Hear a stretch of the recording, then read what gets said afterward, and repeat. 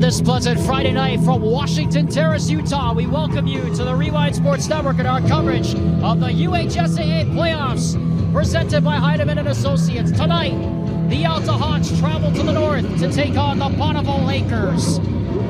With my broadcast partner, the Brown Bear, Brian Brown, Alexander Timberlake, joining you from the top of the press box here at Bonneville High School.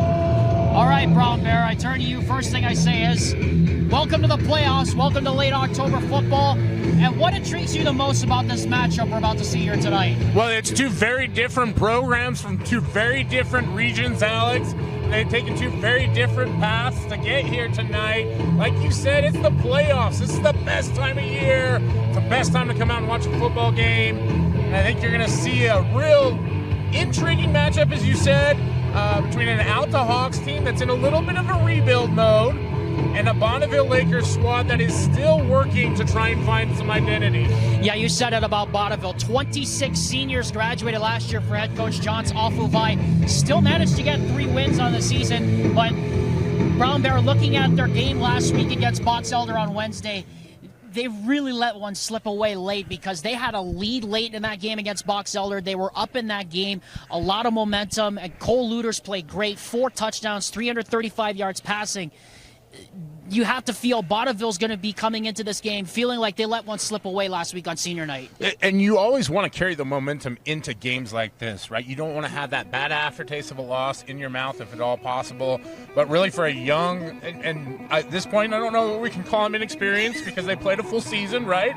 But for a young team, you really want to try and build that momentum going forward. And really for a program that, you know, a little bit of a personal side note, my junior year was the last time I was up here at this field, and we actually lost to Bonneville in the playoffs, so some nostalgia for me tonight. But this is a program that's always been consistent, always competed, and you mentioned last year losing 26 seniors and a team that I think surprised a lot of people across the state, and you want to try and continue that culture in your program. And so for the Lakers, it's a big game outside of just being the playoffs. It's about putting your stamp out there, putting your team, your squad back on the map. And of course, coming on the other side here for Alta, of course, Josh Dodge, our cameraman, and I were there on opening night when they almost lost to Juan Diego. They're going through a rebuild, as you said, Brown Bear.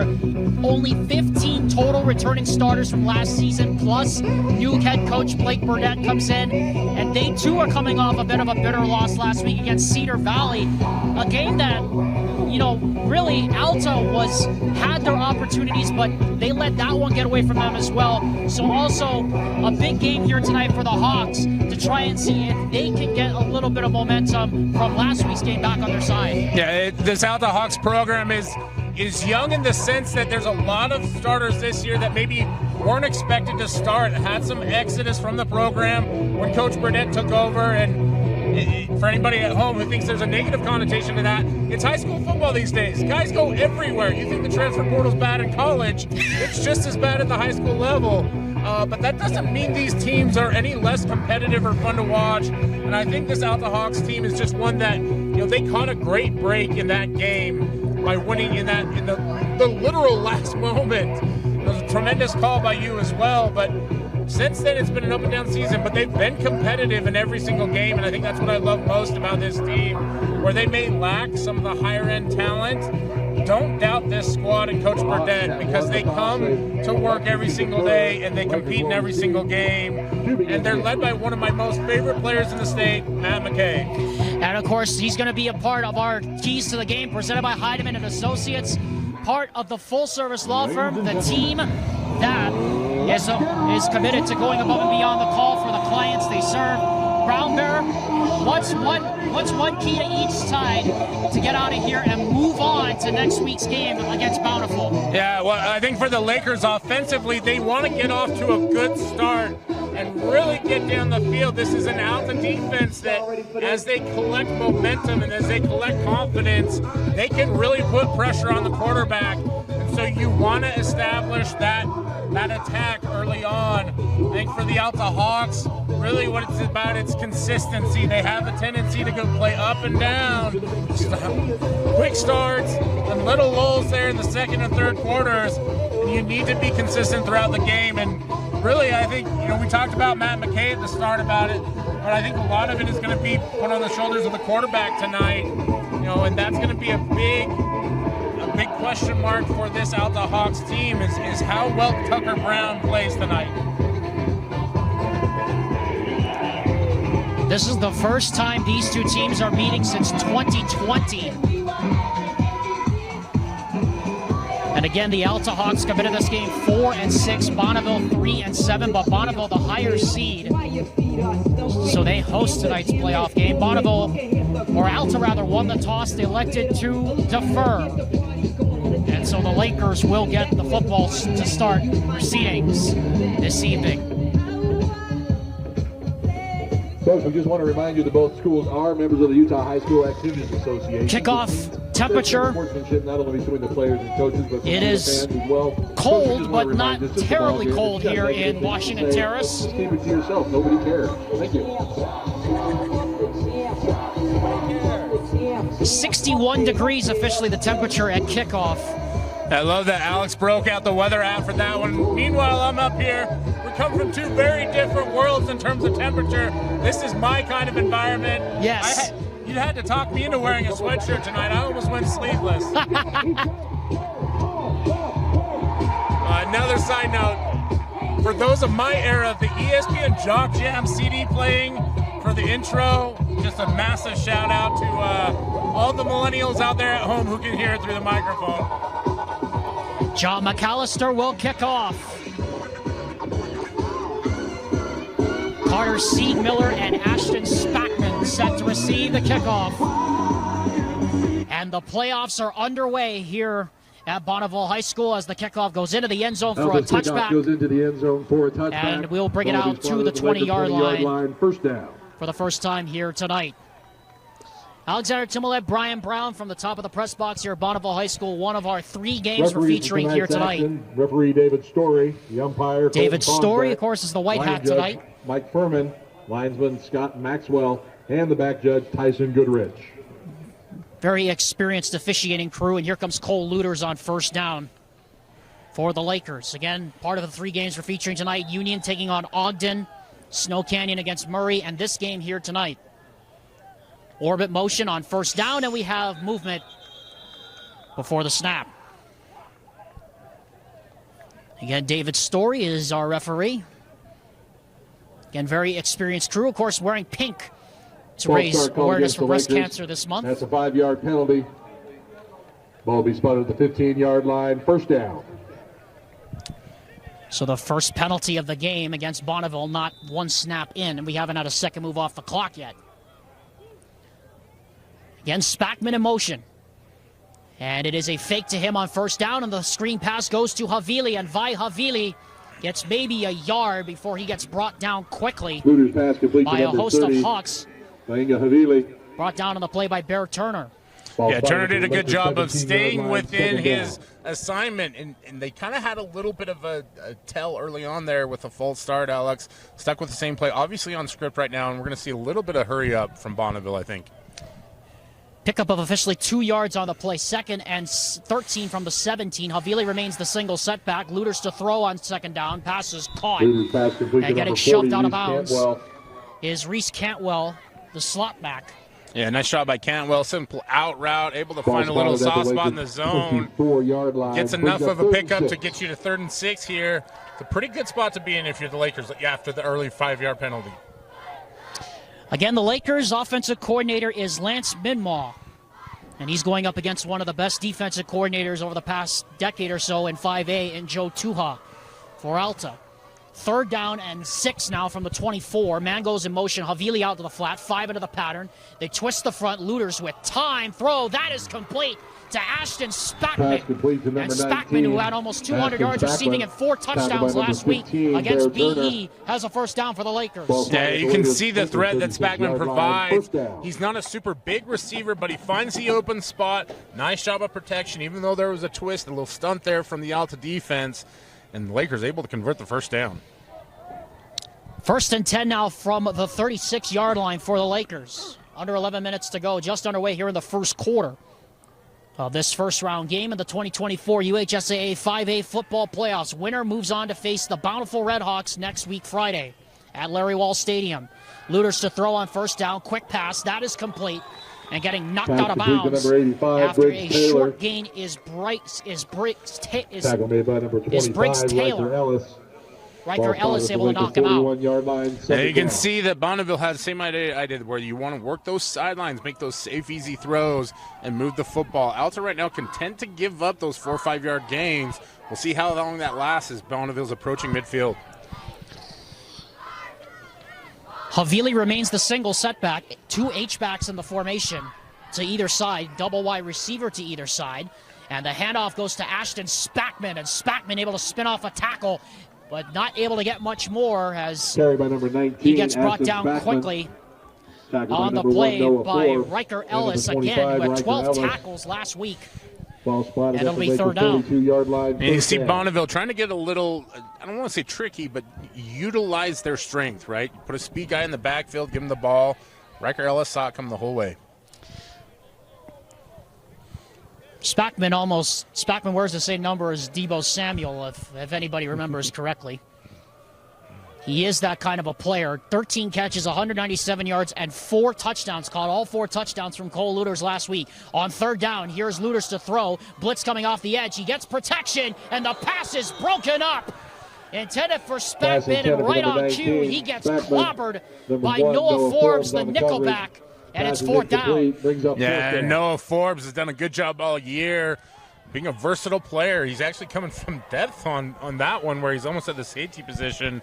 We've seen a lot of Matt McKay in the past, maybe trying to limit a little bit where he's playing this week, seeing that Matt's gone both ways. He goes defense and offense, maybe trying to save him a little bit for offense. Is a quick snap here. And a fake punt on that play, and the pass goes incomplete. They had it read perfectly.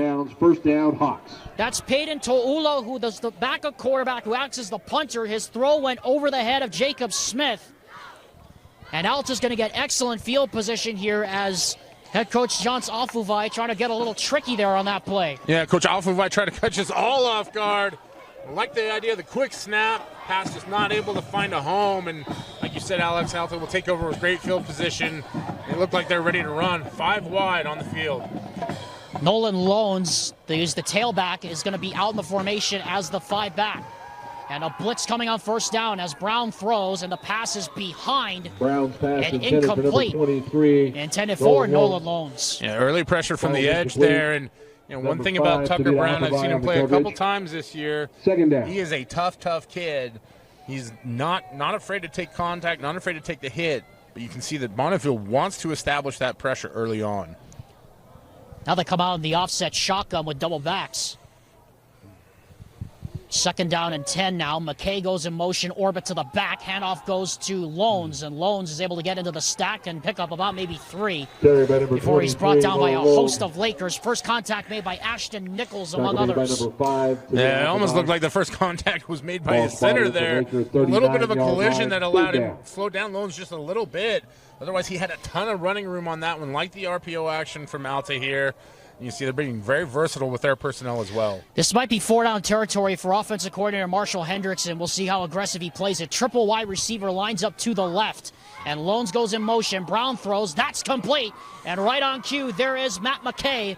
And a first down as he's wedged to the turf at the 25-yard line of the first down of the game for the Hawks. I don't know if there's a colloquialism or anything like that for it, but when things get hot, look for your hot hand. That's always going to be Matt McKay for the Alta Hawks offense. And quickly they go back to the line. Triple wide receiver lines up to the right. And the shotgun with Tucker Brown is Loans. Now they shift into a stack to the right. Play action, throw, that is complete. And on the quick pass, to number 3, Evan Morton. It is complete to Evan 18, Morton. Carter Ziegmuller. And that'll pick up about maybe 6 yards on the play. And Morton's a guy that you really have to watch because he's got elite track speed. If he breaks that tackle, it would have been nothing but end zone afterwards. And so just for the folks at home to watch, he is a very explosive player. And you can see Bonneville very well coached, making sure to bring him down immediately, playing that slant close.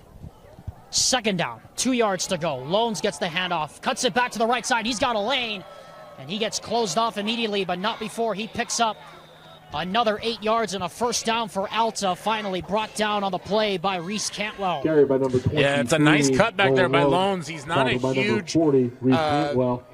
twitch back in terms of like being able to juke defenders and whatnot, more of a downhill runner. So I really like the way he redirected and got downfield, able to pick up the first down, and Alta looking to score here.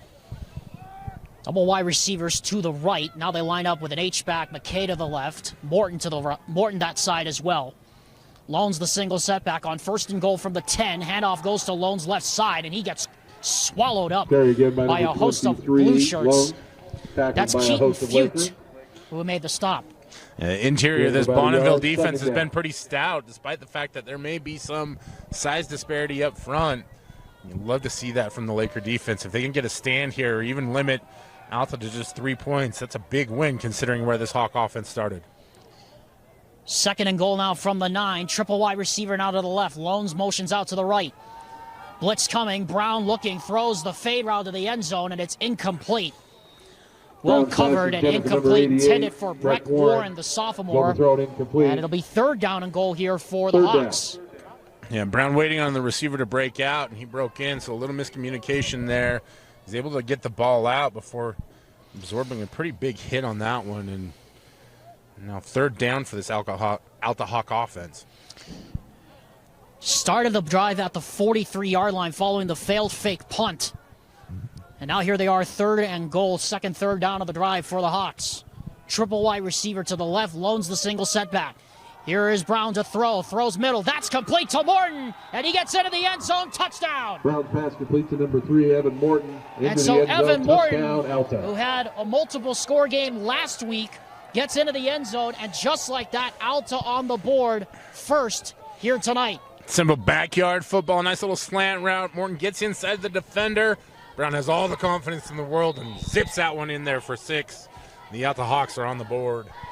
John McAllister now.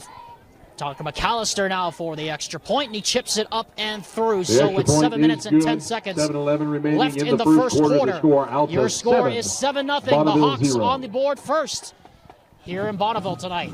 I'd like to thank NutriCost for its sponsorship of the Rewind Sports Network and our coverage of the UHSAA playoffs. 7-0 in favor of Alta. In this matchup between the Hawks and the Bonneville Lakers, the winner moves on to play the Bountiful Red Hawks next week, and the loser's season is Powell. As the kickoff goes through the end zone for a touchback. It'll be a good time to remind you the Rewind Sports Network's coverage of the UHSAA playoffs continue next week at Lone Peak High School. Join Jake Hatch and Nate Carter from Knight Stadium as the Lone Peak Knights host the Harriman Mustangs. Coverage starts next Friday night at 6 p.m. on the Rewind Sports Network, your home for the UHSAA Championships. As the fighter jets pass overhead here at Bonneville High School, we're about a stone's throw away from Hill Air Force Base here in South Ogden, officially the suburb of Washington Terrace. As Cole Luter's on 1st down, sets up the screen. That's complete. That's Cantwell. He's got plenty of room up that left sideline, and he gets waffled at the 35-yard line, but not before he picks up 15 and a first down for the Lakers. Yeah, it's a great call by this Bonneville offensive staff. You saw Cole Albrecht coming off the edge there, trying to put the pressure on. Had it read from the beginning, throw that screen to the boundary side of the field, and that's a big, big explosive play for this Laker offense.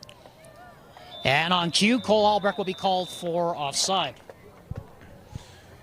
Albrecht. Offside. Yeah, David Story is our referee. Sorry about that, Brown Bear. Go ahead. 5 yards. I was just going to say, Albrecht, one of the better pass rushers in 5A. You can see he's trying to get off the ball, create some pressure. And Alta didn't like the way that Bonneville started that first drive. They were able to move the ball really efficiently, just stalled out once they got to about this point.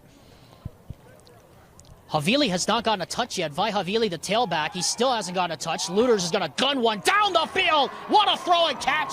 That's Ashton Spackman again. And he's down inside the 40 for another first down.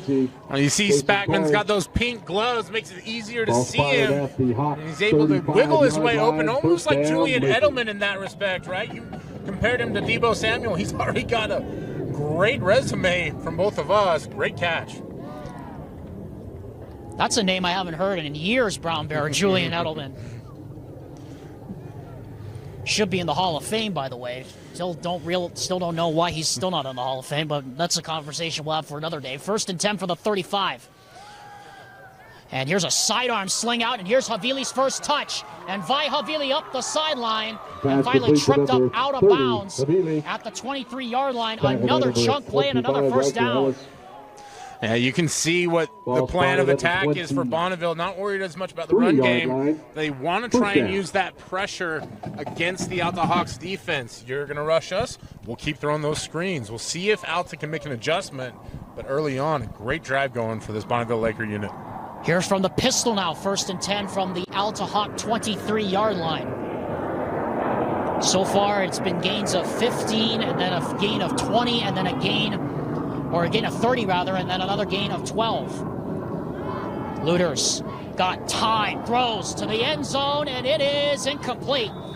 Good coverage. Intended that time for Spackman. And good coverage by Riker Ellis. Good coverage, like you said, by Riker Ellis there.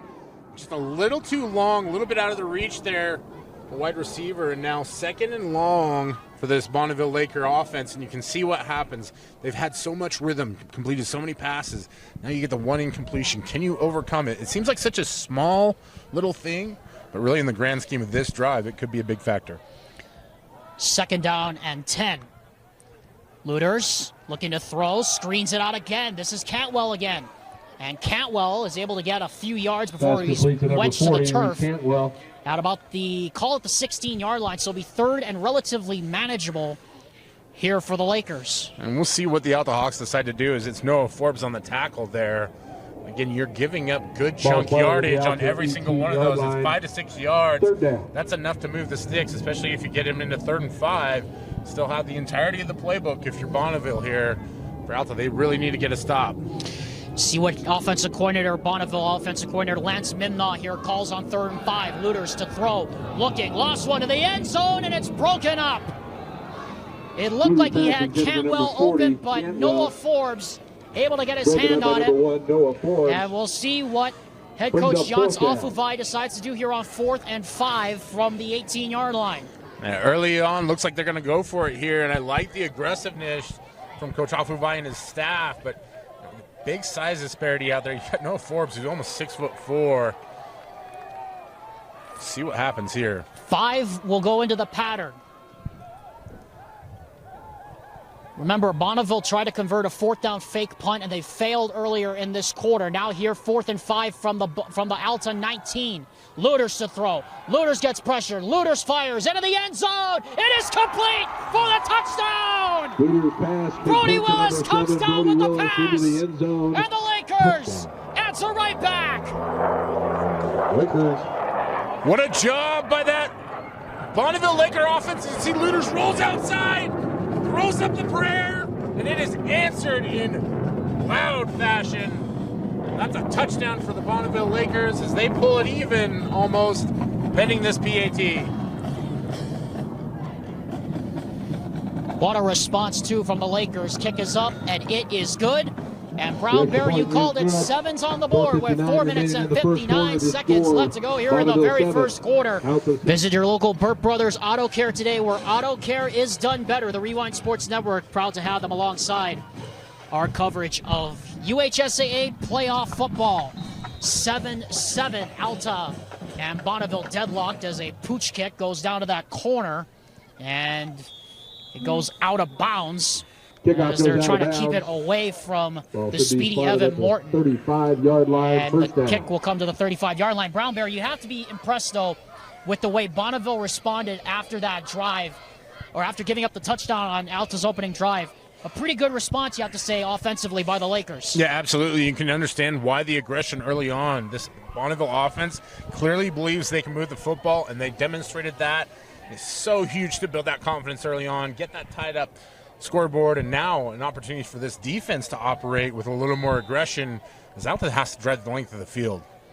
Double back set for the quarterback Tucker Brown on 1st and 10 from the 35-yard line. Double backs are McKay and Loans. He gets it to Loans, and Loans squeezes through a crease and able to get outside the numbers. He's at the 45, midfield 45, down the sideline, hurdles a man, and finally gets ripped down out of bounds inside the 30. And another big chunk play there for the Alta Hawks and a first down as they're looking to move the ball quickly late on here in the first quarter. 27-yard line. That's a pickup of 38 yards for Nolan Loans. I apologize, Nolan Loans, as we get a timeout here, I believe, by the Lakers. Yeah. Not able to get the substitution in, but I am familiar with your game, but I didn't know you had that kind of wiggle, Nolan. Great job to avoid multiple defenders, busted it out the inside, and then the chef's kiss hurdle at the end. And the quick huddle up, too. Getting up on the ball, it's one of those coaching points, right? So you talk about Blake Burdett in his first year as a head coach, those finer points. He's got Marshall Hendrickson as his offensive coordinator, somebody who's been around high school football for a long, long time. You can see why the future is bright for this Alta Hawks program, even though they've had some ups and downs this season. And, you talk about playoff season, right, and teams that could threaten. This Hawks team is one that if they catch some momentum, and we'll see how they do today, clearly Bonneville is up for the challenge, but if they can get out of here with a win, it could be a team that could cause some problems as they get down the road. Alexander Tumulip alongside Brian Brown here at Bonneville High School on this beautiful Friday night. Game time temperature 61 degrees. Is expected to dip into the 40s later tonight. But things are already heating up on the field. 7-7 our score between the Lakers and the Hawks. Again, the winner moves on to Bountiful next week Friday. The loser season is Powell. Here's Loans on first down, and that's a great response by that Bonneville defense to give up just 3 yards that time. Has a wall of blue shirts able to wedge him to the turf, led on the play by Tyson Pututau.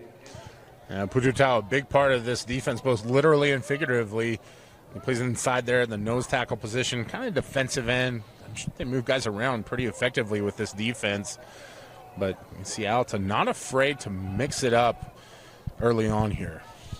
Second down, call it about 7. Officially 6 from the 24-yard line. Here's Loans again, and Loans this time is going to get blown up in the backfield. Pututau along with Cantwell. Or rather, check that. That's actually Jaden Hansen, the edge rusher.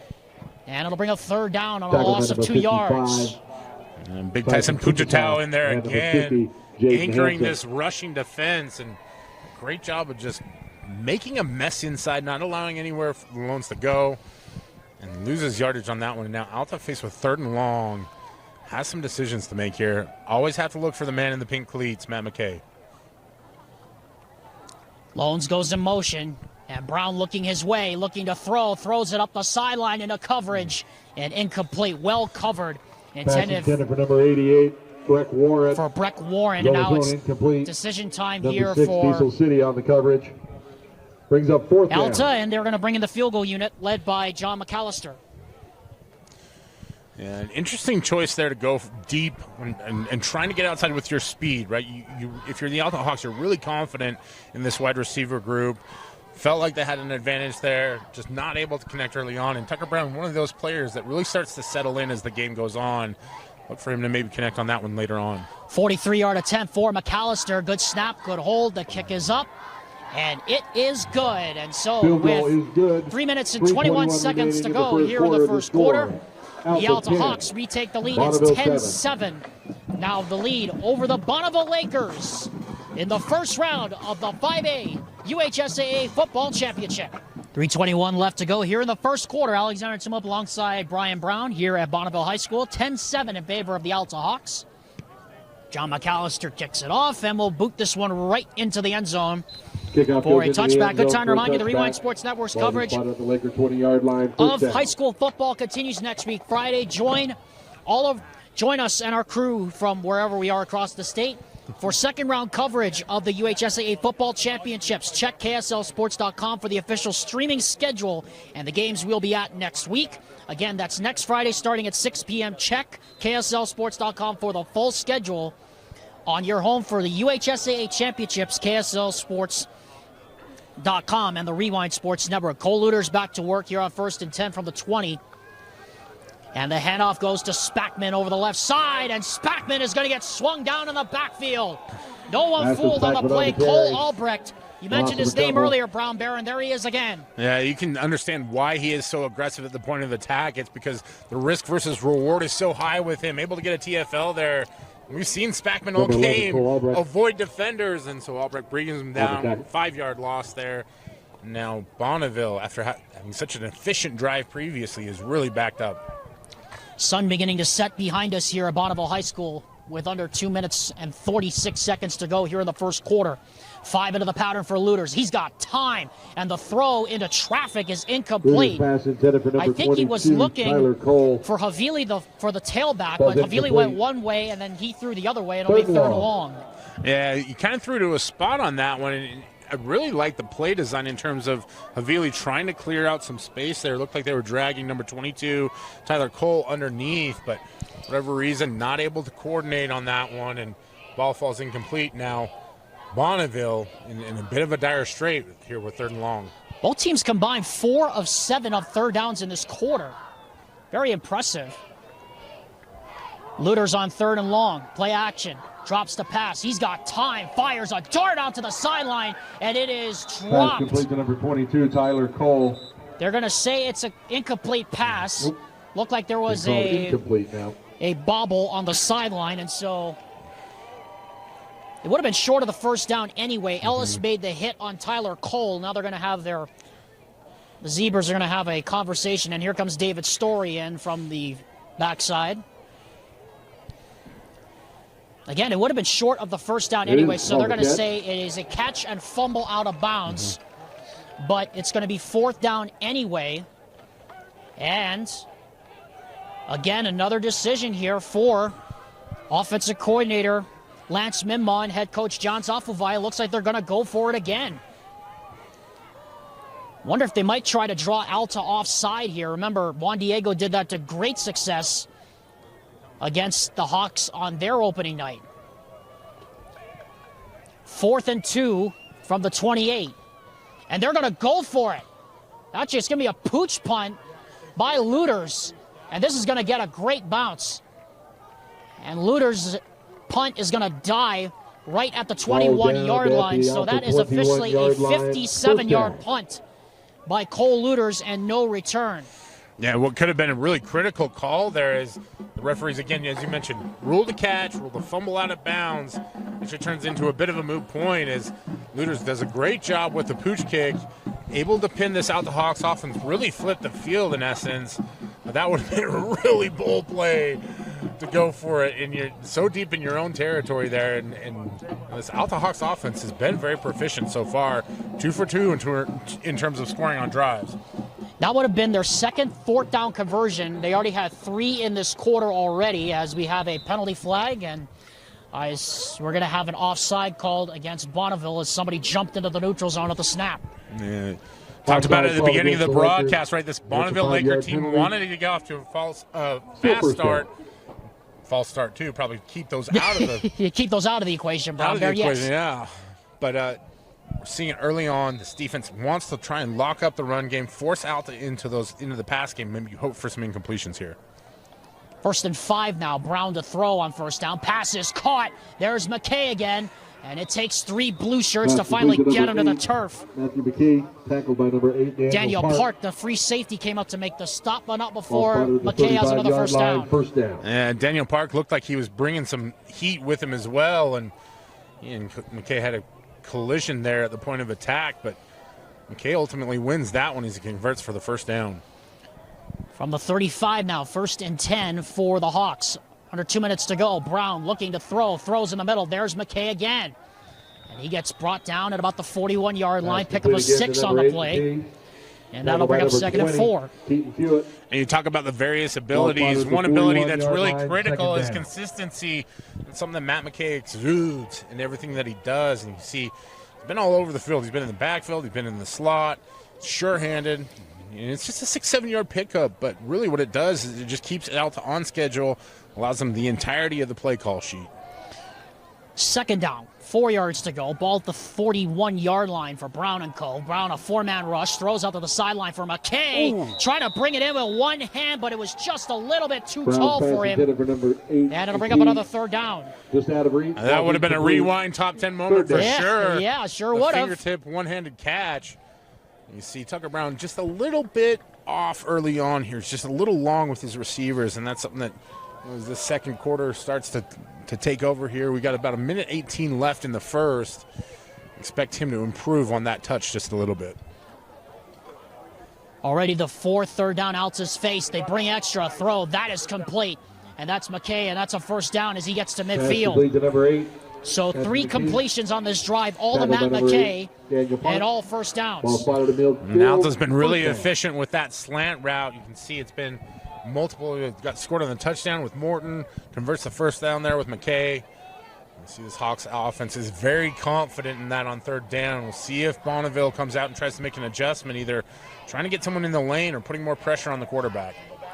10-7, Alta leads here as we approach a minute to go here in the first quarter. From midfield, Brown, play action, throws. That is complete. There's Morton, but he gets planted Pass complete to number over the 3, middle. Evan Morton. Brought down on the play by the backup quarterback, Carter Siegmiller.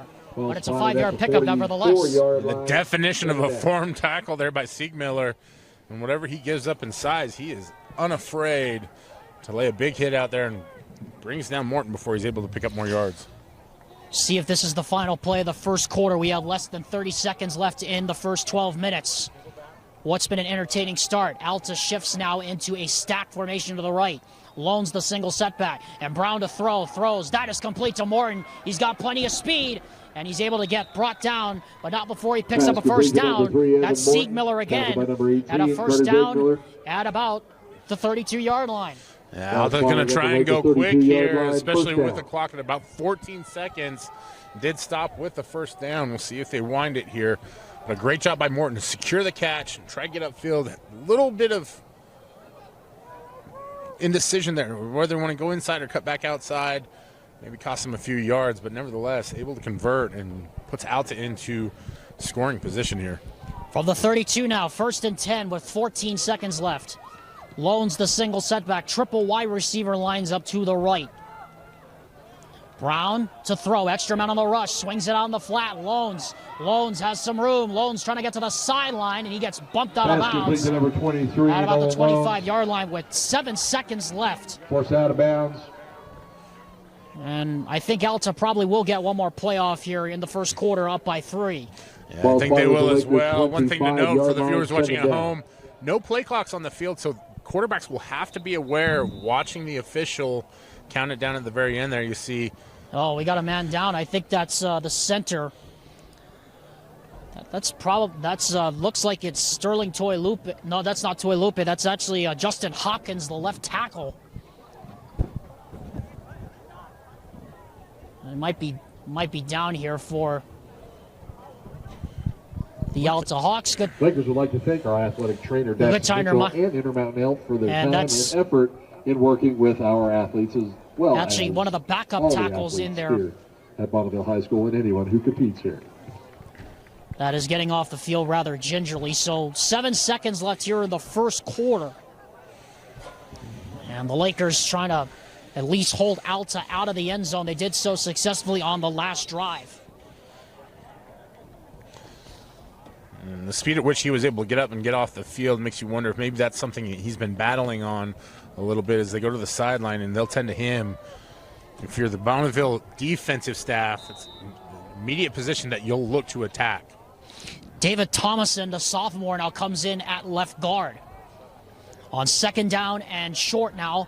Here's the throw for Brown. That's complete. That is Wallen. Wallen up the sideline, and he gets hogtied out of bounds with 2 seconds left. Warren.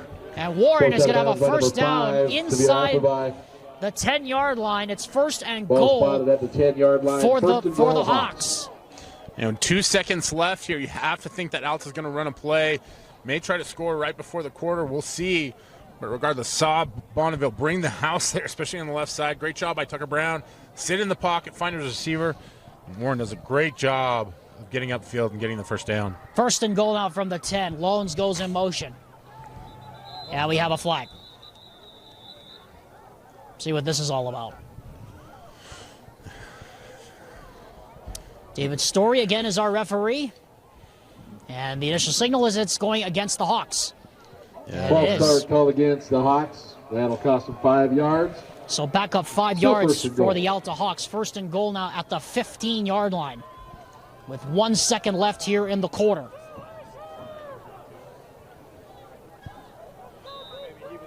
Alta trying to get on the scoreboard here before the quarter ends. Loans goes in motion again.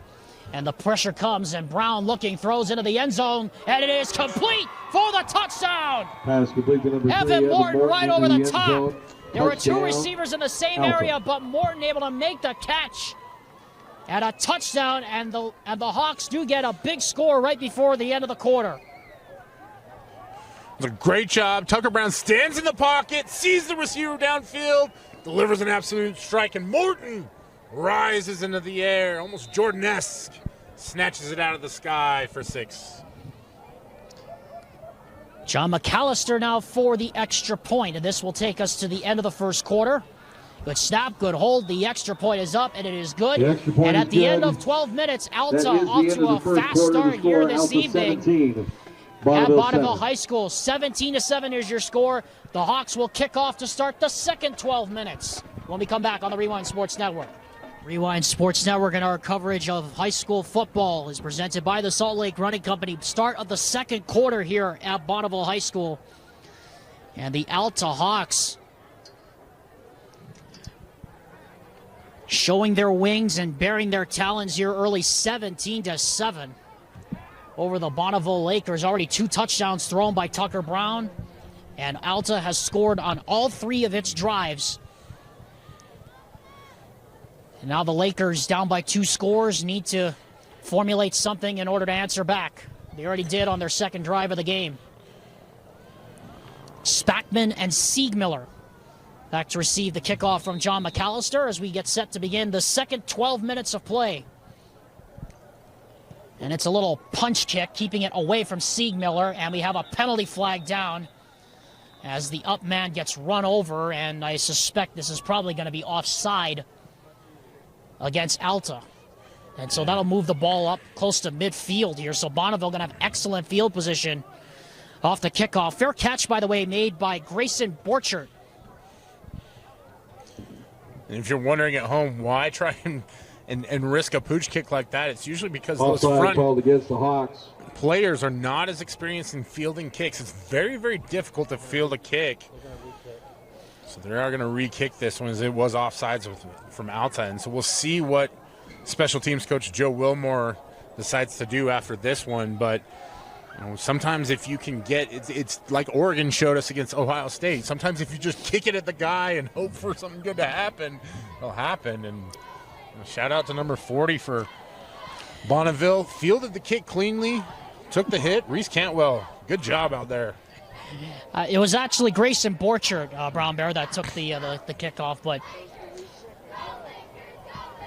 I have to come to blows with you on that one because was that really planned for Oregon to kick it at the guy or Ohio State to kick it at the guy? Or well, we'll have to find out as McAllister's going to boot this baby right into the arms of Siegmiller, and he's got it at the 5. And Siegmiller up the middle to the 30. And so, all told, a loss of about maybe 5 to 10 yards of field position, all told for the Lakers. Better field position, nevertheless, than starting on their 20-yard line. Yeah, McAllister with a real big booming kick, not high, but a line drive.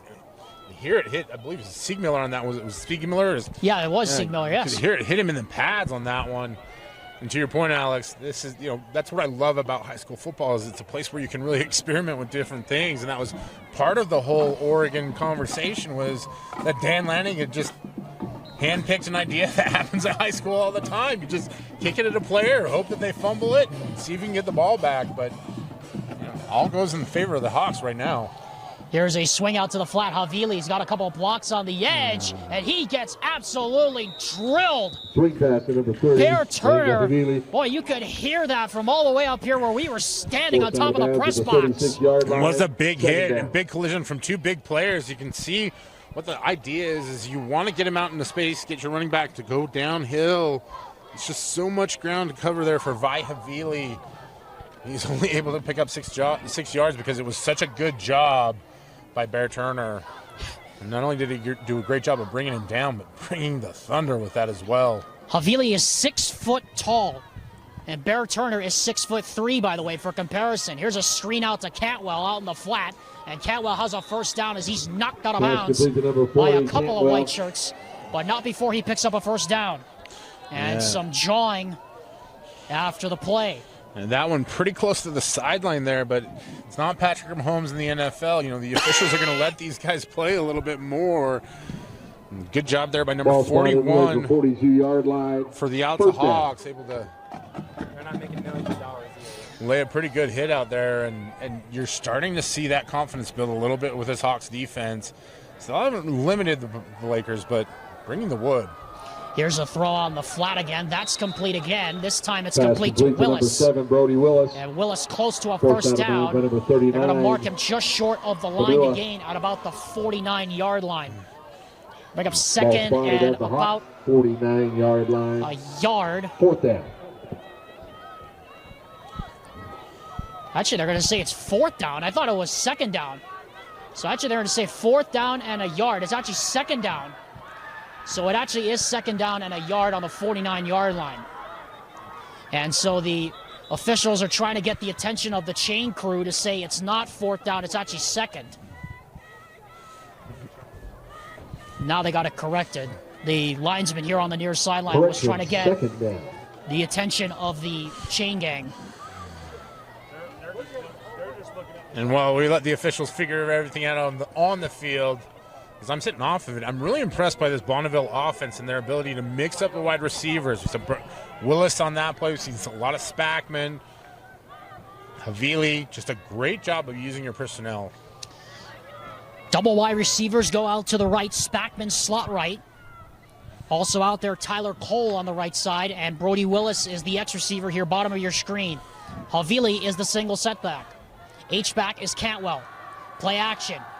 Play action, throw over the middle. It is almost intercepted. And that probably should have been picked. Number 19, Spackman. Intended for Spackman, sailed over his head, and Kaysen Torrey probably should have had an interception. Third down. And nice job by bringing pressure there from Alta. And I'm going to shout out my guy, Timmy Snell. He's only 5'9", but he is a force to be reckoned with in the interior of that defense. Able to put pressure on the quarterback. Just misses on the throw, and it almost turns into a disaster for this Bonneville Lakers offense. They'll live to play another play, but that one has to be sticking the mind of the quarterback just a little bit. Play action to Havili, screen out in the flat. They got Spackman, and Spackman gets nailed out of bounds, and he is going to be short of the marker. What a hit. And it's going to be fourth and a yard to go. What great read out there on the edge as Alta able to close down the lane quickly. And here comes another fourth down, and this will be Bonneville's chance to go for it again. We'll see if maybe they utilize the pooch punt here again, Alex, but they look like they're in position to go for it. They certainly are. I mean, they're on the 49-yard line. They're already 1 for 2 on fourth downs in this game. I mean, why wouldn't you? You got nothing to lose. And here is Havili right side, and he's got it. Straight inside zone, and he needed 1, he got 3, and the drive continues for the Lakers. This is not an offense that averages a lot on the ground, just a shade above 60 yards per game. You see what I believe was the first handoff of the game. Timely used, time opportunity for that. Opportune. I'm getting all twist-eyed. It was a good job. Opportune time, yeah, Brown Bear. Thank you. We speak for a living, folks, just so you know. First and 10 not a great from living over here, but yeah, no, not exactly a great living, but you know, first and 10 from the 45. Luter's got time and wide open over the middle is Willis, and Willis is chopped down as he gets to the 28-yard line and a first down for the Lakers. We'll talk about the catch, but I also want to shout out, great job there by the Bonneville offensive line as they gave them plenty of time, allowing that play to open up. Nice job with the clear routes. Run a guy underneath on the drag. He's able to catch it and convert for a big first down. From the 27-yard line now, Bonneville again looking to answer back. They're down 17-7, but the two offenses have been providing most of the fireworks here so far in this first half. Alexander Timalipin, Brian Brown from the top of the press box here at Bonneville High School on this opening night of the playoffs. Luters looking. Luters slings one to the air, and it is incomplete, intended for Tyler Cole. There was a lot of contact along the middle, but there's no flag. And I have to say, Brown Bear, there didn't look like there was a whole lot of contact in the secondary on Tyler Cole. And there was a lot of contact. I think the question comes into play was how catchable is that ball? Right. From my perspective, it looked like he had an opportunity, but at the same time, such a deep bang-bang play, especially for when you just have one back judge back there, has to view everything. It can be a little bit difficult to get it all in there. Second down and 10 now from the Alta Hawk 27-yard line for the Lakers. Luters to throw, guns one, far near side, that is dropped. A rare drop for Ashton Spackman. And it's going to bring up third and long. And it's something we don't see a lot from Spackman, right? He's such a sure-handed guy.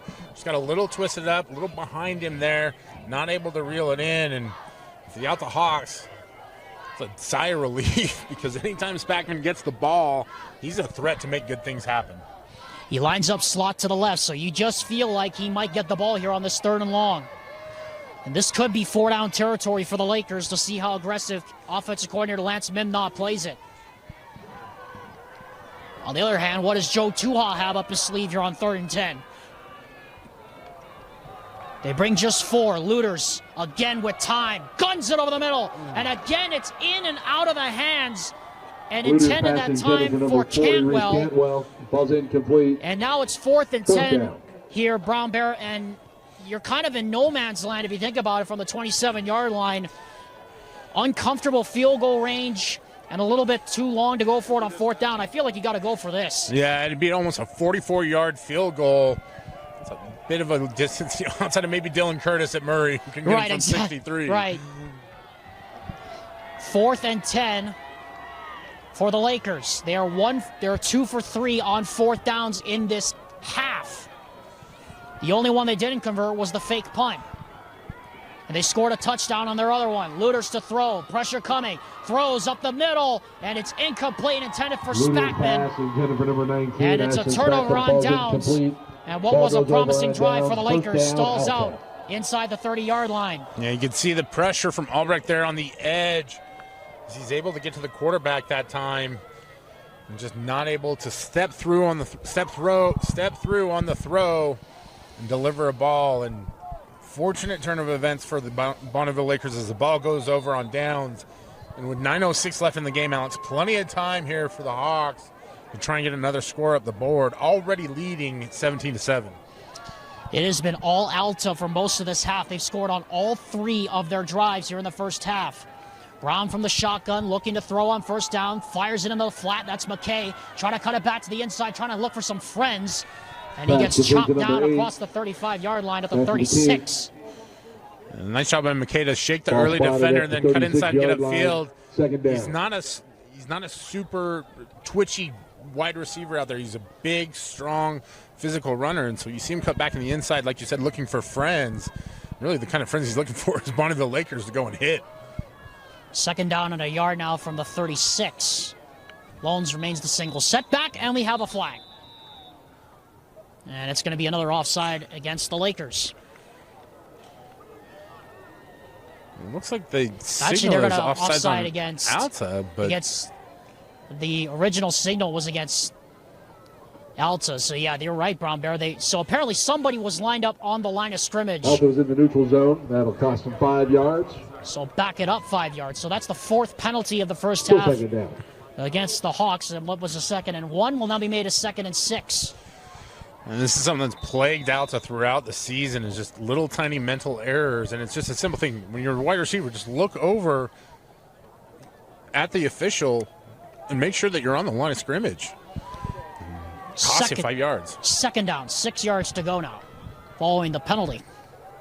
Brown from the shotgun. McKay goes in motion. Now makes a triple wide receiver to the right. Looking is Brown to throw. Throws on the middle. That is in and out of the hands. Pass intended for number 3. Intended for Morton and dropped on the play. Good hit by Tyler Cole. And now a third down here, and a biggie here for the Bonneville Laker defense here, Brown Bear, to try and get Alta off the field after the sudden change. Yeah, it's a nice job by Cole to be in position there, but that's a catchable ball.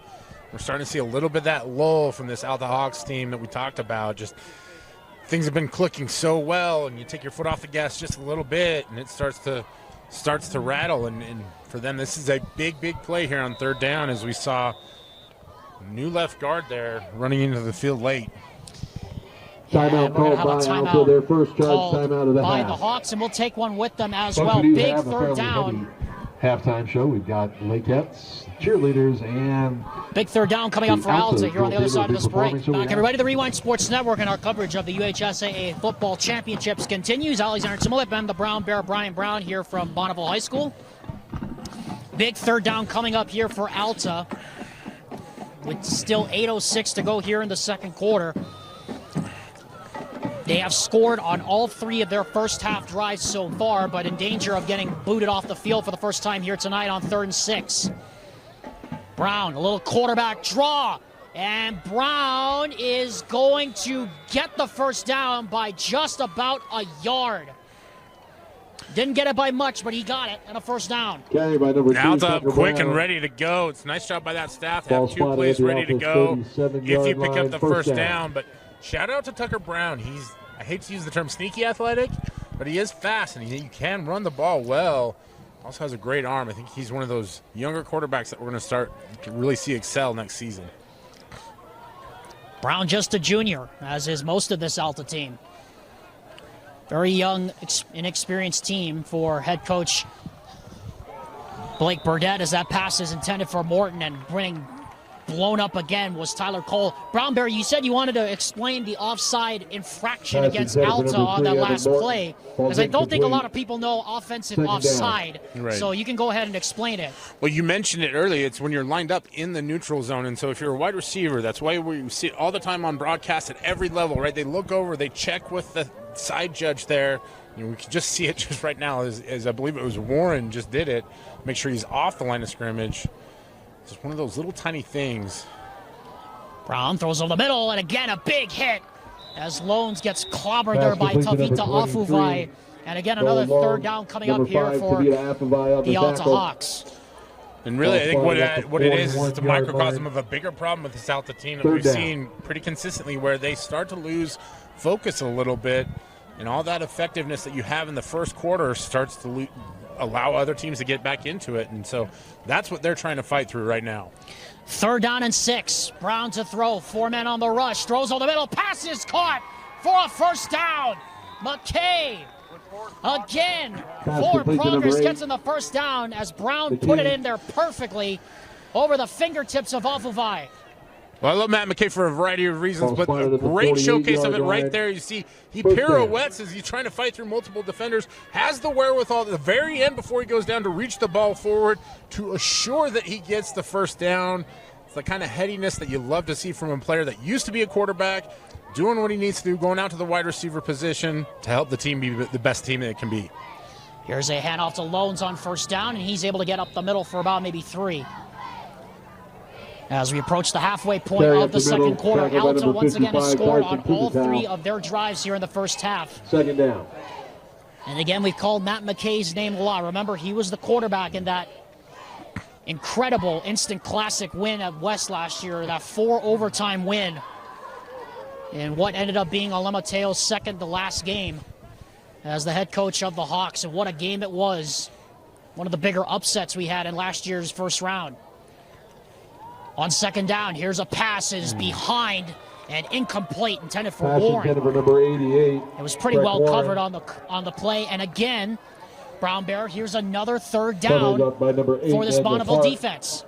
And so far, they've done a good job of mixing up the slant play. Saw them go to it on 2nd down there, just not able to connect. We're Brown and Warren, and so see what they come up with. As you see Matt McKay line up at tight end, and yeah, we have a timeout. Blown dead. Yeah. Yep, we have a timeout again called by the Lakers. Timeout of the half. And the Lakers will talk things over. It's a good time to remind you the Rewind Sports Network and our coverage of High school football, the UHSAA Championships is presented by Heidemann and Associates. At the conclusion of tonight's game, Brown Bear and I will be selecting our choice for the Heidemann Associates player of the game, the player that went above and beyond the call for his team, just like how Heidemann and Associates goes above and beyond the call for the clients they serve. Call them today or visit them online for your free consultation with them, courtesy of the Rewind Sports Network. Alexander Timolip alongside Brian Brown here at Bonneville High School. I forgot to mention that, Brown Bear, there's one thing I know about football. There is no such thing as offsides. There is offside. One of those unique language quirks that I think we've all fallen in the... Exactly. Like nip it in the bud. There you go. This could be 4-down territory here for Alta. See how Marshall Hendrickson, the offensive coordinator, plays it on 3rd and 7 from the 49-yard line. Alta in this first half, 6 of 8 on 3rd downs. 3rd down and 7, Loans. And we're going to get a jump. And it's going to make it 3rd and 2. Offside and call another big selected. penalty against Bonneville. That's going to make it 3rd and a lot more manageable here for the Hawks. And nice job of Alta of varying up the cadence on that. I'm going to see Tucker Brown doing a great job using the clap count. Able to draw that Lakers defense off sides. 3rd down and 2 now from the 44-yard line. A lot more manageable 4th down should they get there, but they're not thinking that right now, this Alta team. Brown to throw on 3rd down, throws on the middle. That's complete, and that's Nolan Loans. And Loans is swung down at about the 32-yard line by Afuvai, but not before he gets another 3rd down conversion for the Hawks. Well, it's such a simple skill, but just keep your feet moving, and sometimes you can get those 3, 4, 5 extra yards. Great job by Loans. He's so versatile. He's running the ball, catching passes. He's in the slot. He's doing everything today. Great job to move the sticks and pick up some additional yards as well. Alta, by the way, has won 5 consecutive playoff openers in their time.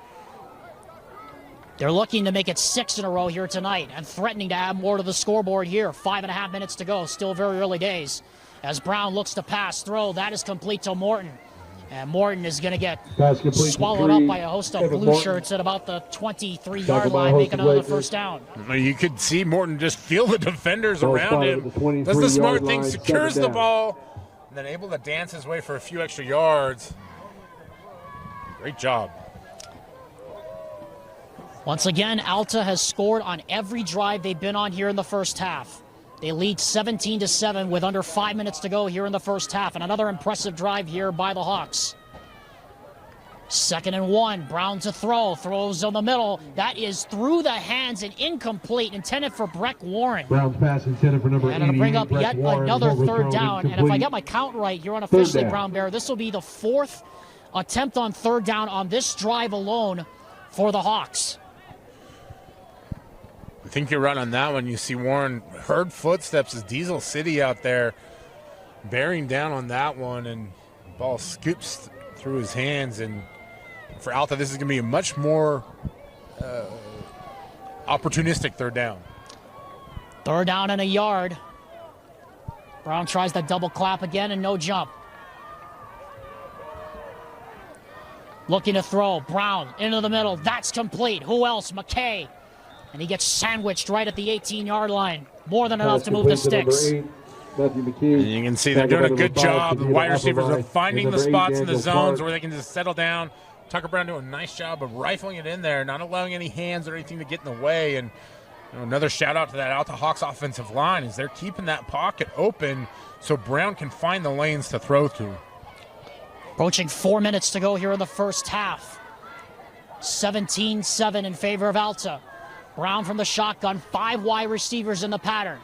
Brown to throw, looking, throws on the middle. That's complete.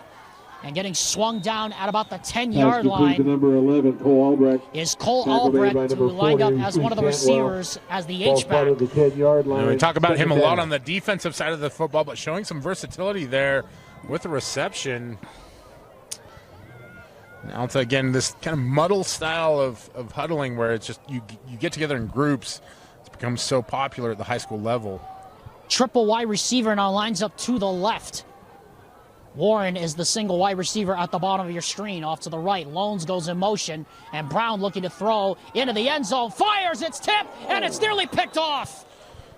Oh, it should have been intercepted. Sitting right there in the middle of the field was Diesel City, and that could have been a big turning point in this game for the Bonneville Lakers if they're able to get that. You mentioned it could have been an interception. It also could have been a catch, and Matt McKay comes up, hands in the air, looking for a call. He felt that he was interfered with.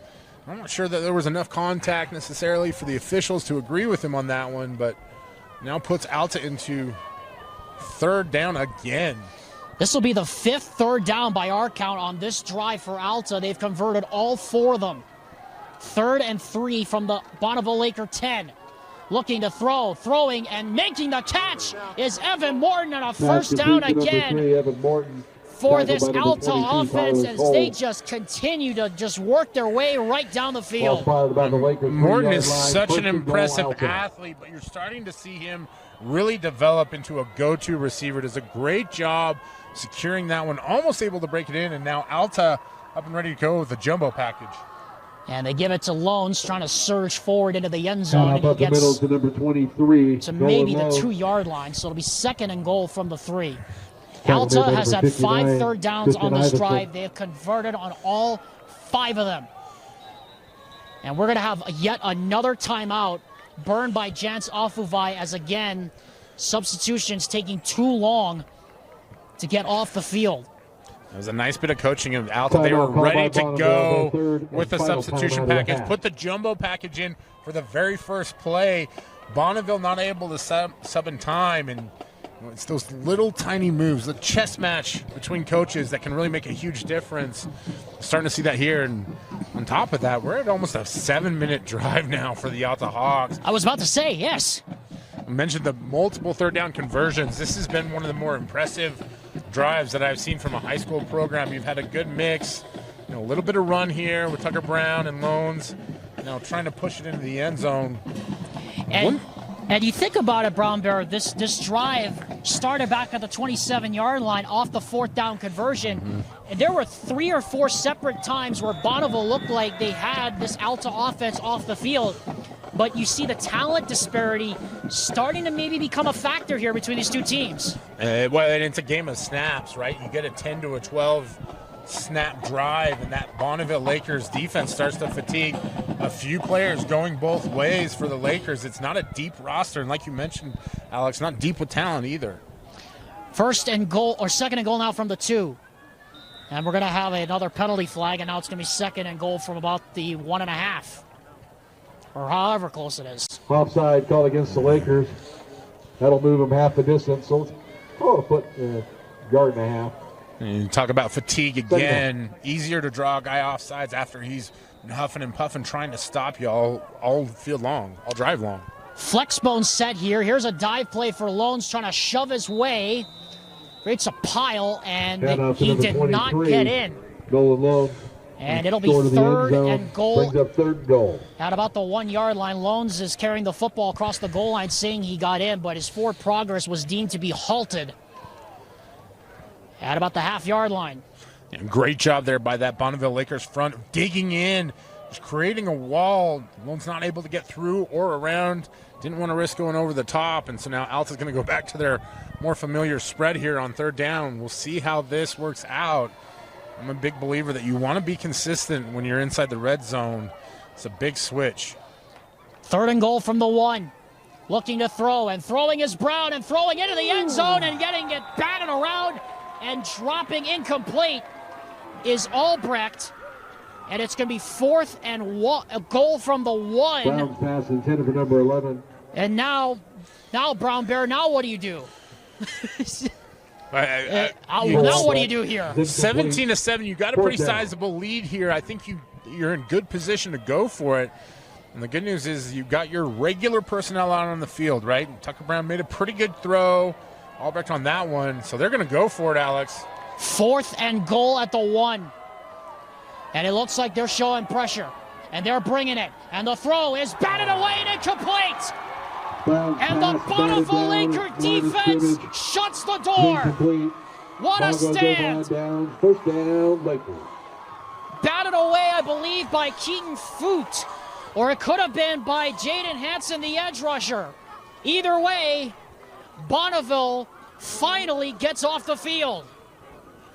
What a stand by that Lakers defense, and you hear the crowd as loud as they've been all game long.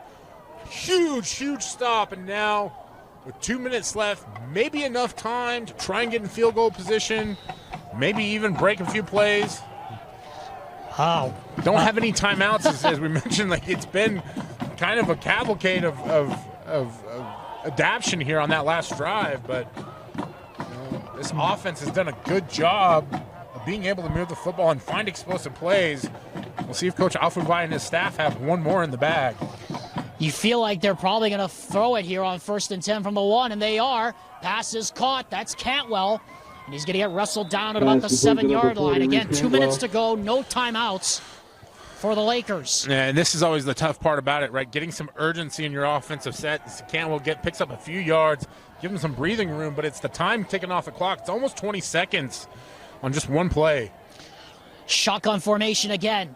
Looters to throw. Freeman coming off the edge and just throws it away in the direction of Alfuvai. Looked like there was some miscommunication on the offensive line because Albrecht came screaming in. And it's going to bring a 3rd and 5 here from the 6. Yeah, it looked like they had a screen pass set up to the wide side of the field here that was going to develop into something, but Ludens doesn't look in that direction. Looks instead to the other side. I'm not sure it was a miscommunication in the play, but we talked about them trying to hurry up. You can see just not ready to go, and for Bonneville, that's going to end up being a critical play. 3rd down, here's a pass, caught. Cantwell needs to get out of bounds. He does not. He is brought down. The clock will stop momentarily. I have no idea why Cantwell didn't just go to the sideline. He had all the sideline in front of him, but instead he stays in bounds. And now the clock's going to run. 20-yard line, 1st down. 1 minute, 29 seconds. Anyway, Looters is going to throw. He's got time. 4 men on the rush. He's going to launch one downfield into coverage, and it is broken up. And meanwhile, we have a penalty flag at the 20-yard line as it looks like penalty marker on the play. As it looks like we had a man that drifted downfield. We also now have one that gets thrown in late. And this could be a sideline warning against the Alta Hawks here. We'll see as the officials sort this one out, but you mentioned it. There's one penalty flag here at the 19-yard line. I agree with you, Alex. I believe this is going to be picking on one of the big fellas being too far downfield. And listen, I say it all the time on my broadcast. Big guys just want to give people hugs. Sometimes they just want to go find new friends. You know, we're so misjudged. They miss them, right? They just want to give them a hug. That's what we all interpret. You know, that's the thing, Brown Bear, that my dad and I always interpret holding penalties is he just wants to give the guy a hug. I've been trying to convince people of this for years, and nobody seems to believe me. So let's see what that other flag was, and it is an unsportsmanlike conduct against the Hawks. So that means it's going to be 1st down. Or rather, yeah, it's going to be 1st and short, or 2nd and short here.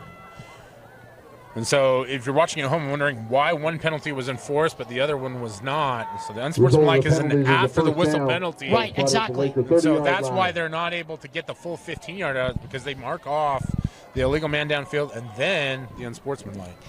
Sorry to correct myself, Josh Dodge, just to inform me it is a 1st down. They put the nose of the ball right at the 30, and because it was a penalty, the clock will not start until the snap. So a big break here for Bonneville. And to your point, it's usually a 15-yard mark-off, so it's easy to recognize. A little complication on that one. Right. Throw downfield, and that pass is incomplete. A lot of contact. Intended on the play for Havili. And it'll bring up 2nd and 10 from the 30-yard line. Again, no timeouts for the Lakers, down by 10. And remember that Alta will get the football to begin half number 2. So this is a big drive here for Bonneville to at least put 3 points on the board before the intermission. And just to give folks perspective, they've driven about 29 yards in a minute. So they've got 70 more to go in another minute. Looters to throw, rolls to his right. Looking downfield, throws, that is complete. Spackman got a spin to get out of bounds, and he does. That is an experienced play right there by Spackman. He gets the catch, he gets the first down, and he spins out of bounds and to stop the clock with 1 minute left here in the first half. Well, it's just great fanatical effort to spin away from the defender, keep fighting, and then be heady enough to get out of bounds. Just a great job there by Spackman, keeping this drive alive. Lakers starting to get something going here, and with a minute left, we'll see if they're able to get it across midfield and really turn this into a threat. 1st and 10 from the 41-yard line. They've gone 40 yards in about a minute from the shotgun. And we have a flag. See what this is about. Flags on the field. And David Story gives us the indication it is a false start against the Lakers. That is the 5th penalty. Still first down. Of the first half against Bonneville. And because the clock was not running, it will not incur a 10-second runoff. As they're going to reset the clock to 1 minute here in the first half. Again, a penalty with the running clock will only initiate the 10-second runoff. So officially going to reset the clock to 1 minute, 1 second here in the first half. As they're trying to get the attention of the clock operators here in the stadium. Now they have it. Now they have it fixed. 1st and 15 now. No timeouts for the Lakers. Still no clock running yet. Havili motions out to the flat to the left side.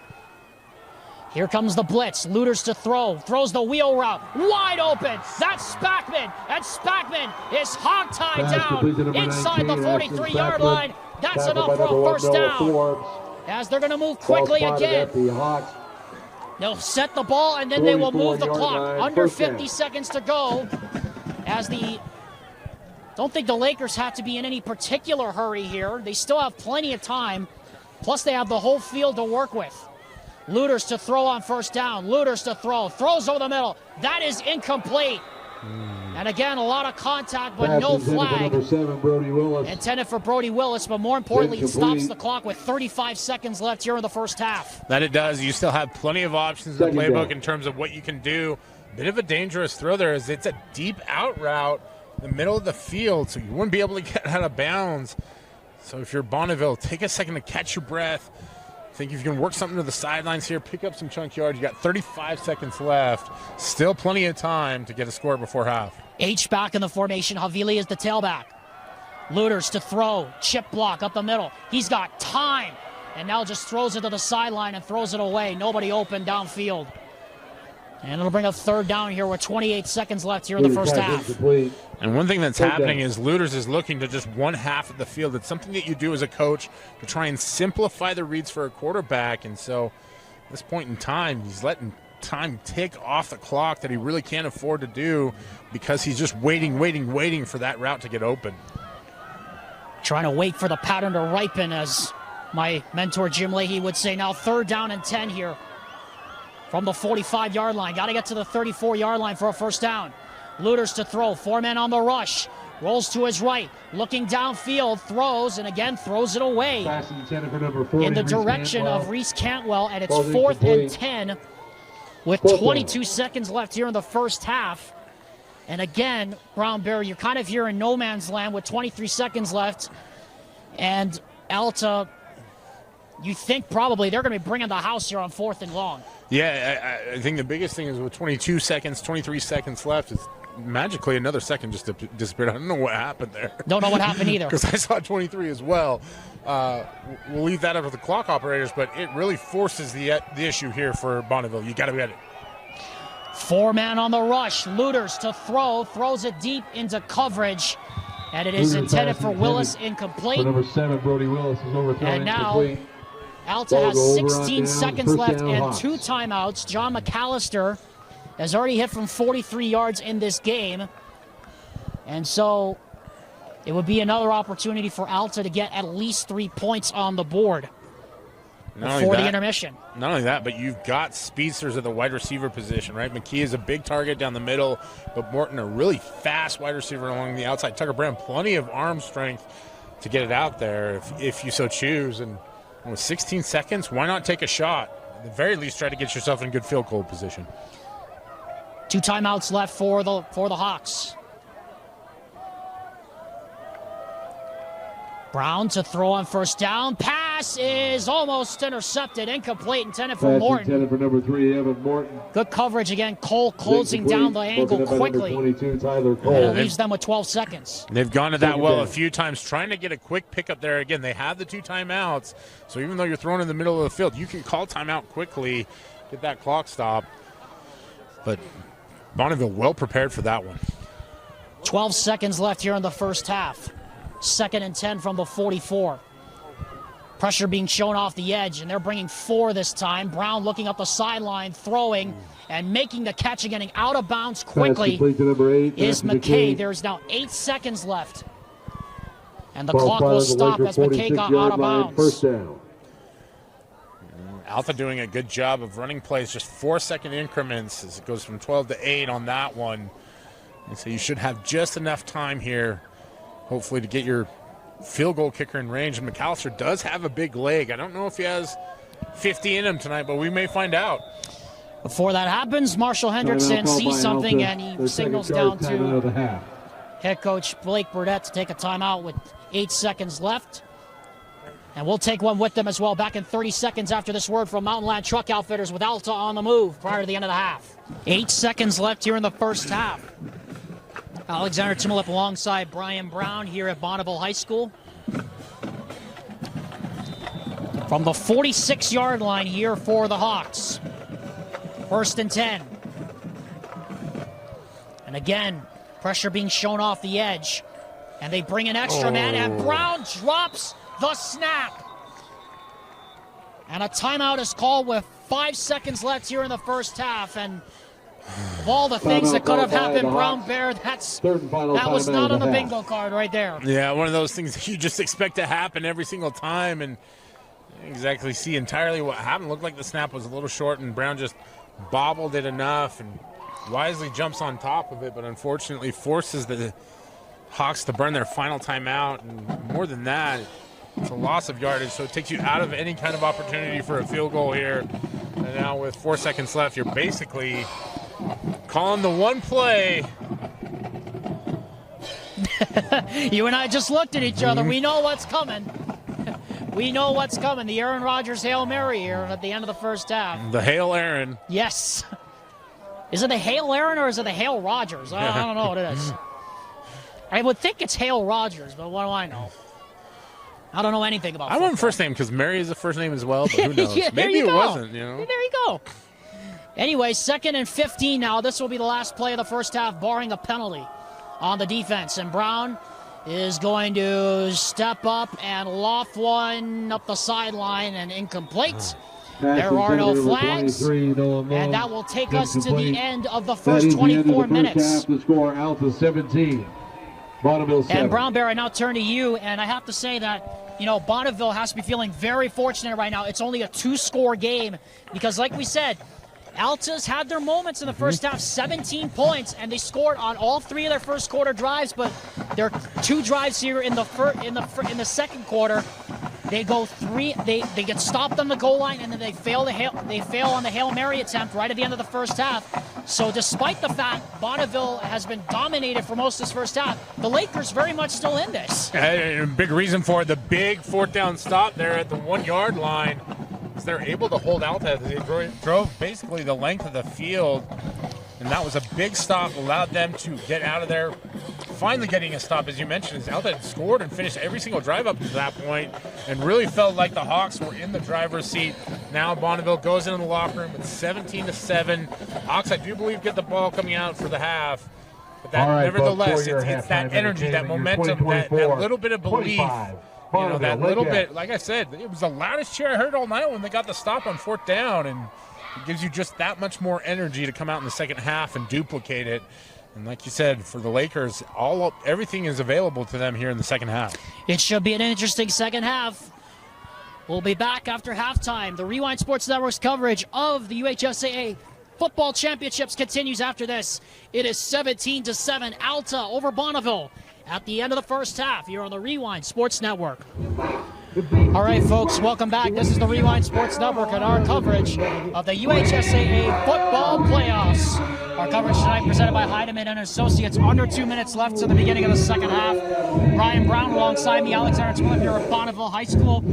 Brown Bear, we talked about it before going off the air for halftime. Bonneville very fortunate. They're down by only 2 scores heading into the second half. But we should also underscore how big it was for them to get at least out close to midfield prior to the end of the half. It didn't end in any points, but it did not allow Alta to put more points on the board, even though they turned it over on downs. Yeah, it really was a collective effort, right? The offense being able to get the ball out to midfield, and then the defense holding Alta. And I think the big part in that sequence was the fumbled snap by the Alta Hawks, and that just really killing any opportunity to either get another play off or to get a field goal. And so to get the ball with 2 minutes left on your own 1 yard line and have it end up with no points, no turnovers, no issues like that, to your point, a very good momentum-building play for the second half. And I kind of look at this game like a prize fight. The first couple of rounds, 2 teams feeling each other out, and we should see some real electric play. Because for one of these squads, this is going to be it for their season. So Brown Bear, I also want to bring up a point that we made at the top of the broadcast, is that Alta 17 points on all 3 drives in the first quarter, but then there are 2 drives in the second quarter, the stop on the goal line, and then they petered out at midfield at the end of the half. You kind of do get the sense that this is a bigger drive for Alta than it probably is for Bonneville right now. Yeah, they really need to come out of the locker room firing on all cylinders. They should get the ball here to start the half, as we see McAllister. Boy, he just banged one from 45. So we'll see how that plays out in the scope of everything here. But 17-7, everything is on the table. It's only a 10-point lead, a 2-possession game in essence for the Hawks. And for the Lakers, it's an opportunity to get back to the offensive style, using the screen game, using the wide side of the field to get the ball moving. All they have to do is get a stop. And the stop they got was a big one, that one where they stopped the Hawks on the goal line on 4th down at the end of the half. So here we go. 24 minutes left in one of these teams' seasons. The winner moves on to play Bountiful next week. The loser season is over. The kickoff will go down to the 5-yard line to be taken by Warren. And Warren comes up to the 20, comes up to the 25, gets outside, and is going to get out of bounds at about the 25-yard line. Ryland Clayton actually is the man who got there, and we have a man down for the Alta Hawks. It looks like that's Nick Vigos on the kickoff return team, and he's in some pretty serious distress. I'm not able to see exactly what happened, but down there at about the 31, 32-yard line, and he is in, as you said, serious distress. Now the helmet comes off. It looks like he was favoring that right leg. You never want to see that. I mean, I'm hoping it was on a hit, because if it's a non-contact injury, that would make things a whole lot worse. But Vigos went down immediately and started pounding the turf in distress.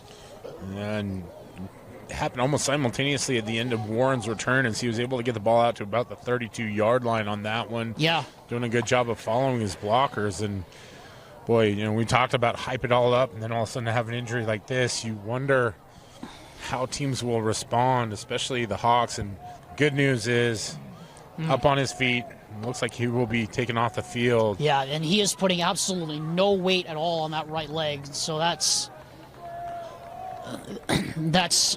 not a very good sign, that he is not only being assisted off the field, but he is also not putting much weight, if at all, on his right leg. And we are hoping that it's not a non-contact leg injury, because that's the kind of thing, when you see that normally tells you it could be an Achilles injury, and that's never a good thing. Scary for sure. From the 31-yard line now, 1st and 10 on the first drive of the second half for Alta. And the handoff goes to the left side, and getting out of a tackle and then getting smothered in the backfield is John Russell. relieving Nolan No gain, Loans. second down. Well, it was a good job by Russell to just get back to the line of scrimmages. There was excellent penetration from that defensive front there, especially from the right-hand side at the edge. Second down. And 10 yards to go. No gain officially on the play. Brown to throw. That is complete. And getting hit immediately is Warren. And he gets brought down by City. Warren. As City created some traffic right there. And it is third down again here for the Alta Hawks on 2 plays. 35-yard line, third down. And you see that coverage tightening up just a little bit more as Diesel City's right on top of Warren when he catches the ball. Brings him down. So just a short gain. And now third. And we'll call it almost long here for the Hawks, but a very critical third down. They were 6 of 9 in the first half on third downs. Third down and 6 this is from the 35. Brown to throw, pressure coming, throws. Who else? That's McKay. And that's a first down out to the 44-yard line. I mean, McKay has been the go-to guy all night long, and why not go back to him again? And does a great job of securing the ball, able to get the first down. He's just playing so consistently tonight and not making a lot of explosive plays necessarily, but moving the sticks with every single catch. First and 10 now from the 44 for Tucker Brown and co. Russell goes in motion, and Brown throws the wide side of the field. That's complete to Strong. And William Strong has a first down all the way out to the 43-yard line. I'll pick up a 13 yards. Just a simple curl route, but he's able to evade the first defender and break that tackle, pick up the big gain, and almost get an explosive play out of it. Again, explosive plays, 15 yards or more. One of the critical parts about sustaining drives, and Alta getting their work in early now across midfield and into Laker territory. Some adjustments being made coming out of the locker room here by offensive coordinator Marshall Hendrickson. First and 10 now from the Laker 43-yard line. Russell again in motion to the right. Brown looking to throw to the left side.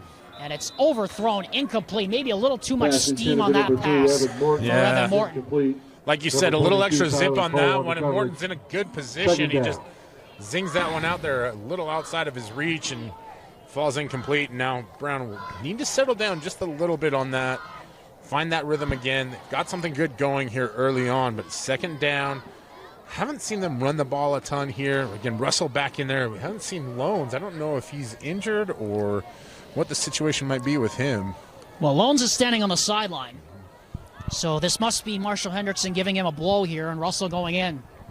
Second and 10. Play action. Throw in the flat. Wide open is McKay. And McKay gets chopped down by Cole. But not before he picks up about maybe 7 yards. It'll make a third and another manageable here for the Hawks as you get a look at Nolan Loans there on the sideline. Third down. Nice job there by, I believe it was number 22, Tyler Cole, on the tackle. Saved a bigger play and puts the Hawks in third and short here. Again, you have to wonder if they look for Matt McKay again. It's been such a reliable combination. 7 of 10 now Alta is on third downs in this game. Brown to throw, extra man on the rush, throw, it's McKay again, he breaks a tackle, he's inside the 20, inside the 10, and he's going to be brought down inside the 10 of the 5-yard line.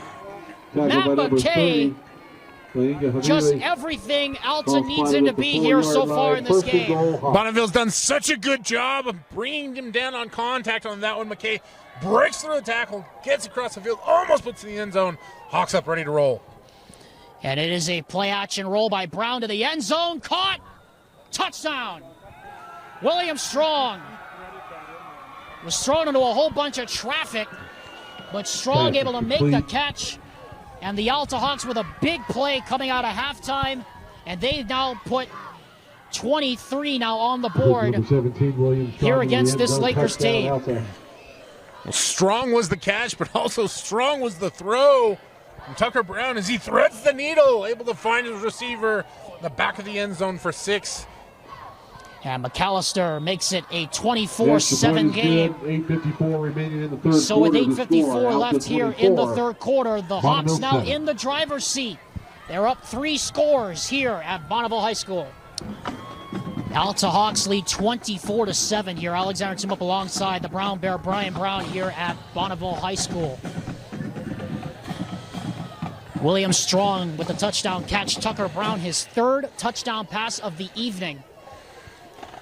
John McAllister now set to kick off with the Hawks leading 24-7 over the Bonneville Lakers. Spackman and Siegmiller back to receive. Line drive kick. And this is going to go into the end zone. Kickoff goes into the end zone for a touchback.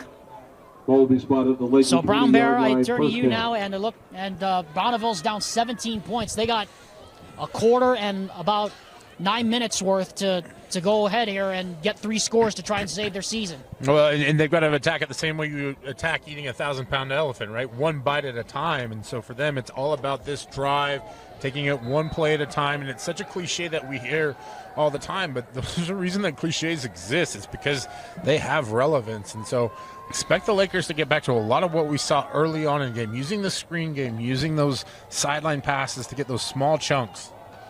And here it is on the first play. That's Spackman on the edge, and Spackman spins off a tackle. He gets walloped at the 30-yard line, but not before. He picks up another 11 yards and a first down, and right on cue, Brown Bear, they go right back to it. Well, he is such a fun player to watch. You see a nice job of bringing him across the formation and letting him get out in space. And once he's out in space, he can make those moves. A well-disciplined Alta defense, they're able to bring him down, but he had just that much room. Could have been off for 6. Does Bonneville have one big comeback left in them? They're down 17 points. Here's a backside reverse to Spackman. And Spackman is going to get smothered in the backfield. Nobody was fooled. Noah Forbes, among others, in on the stop.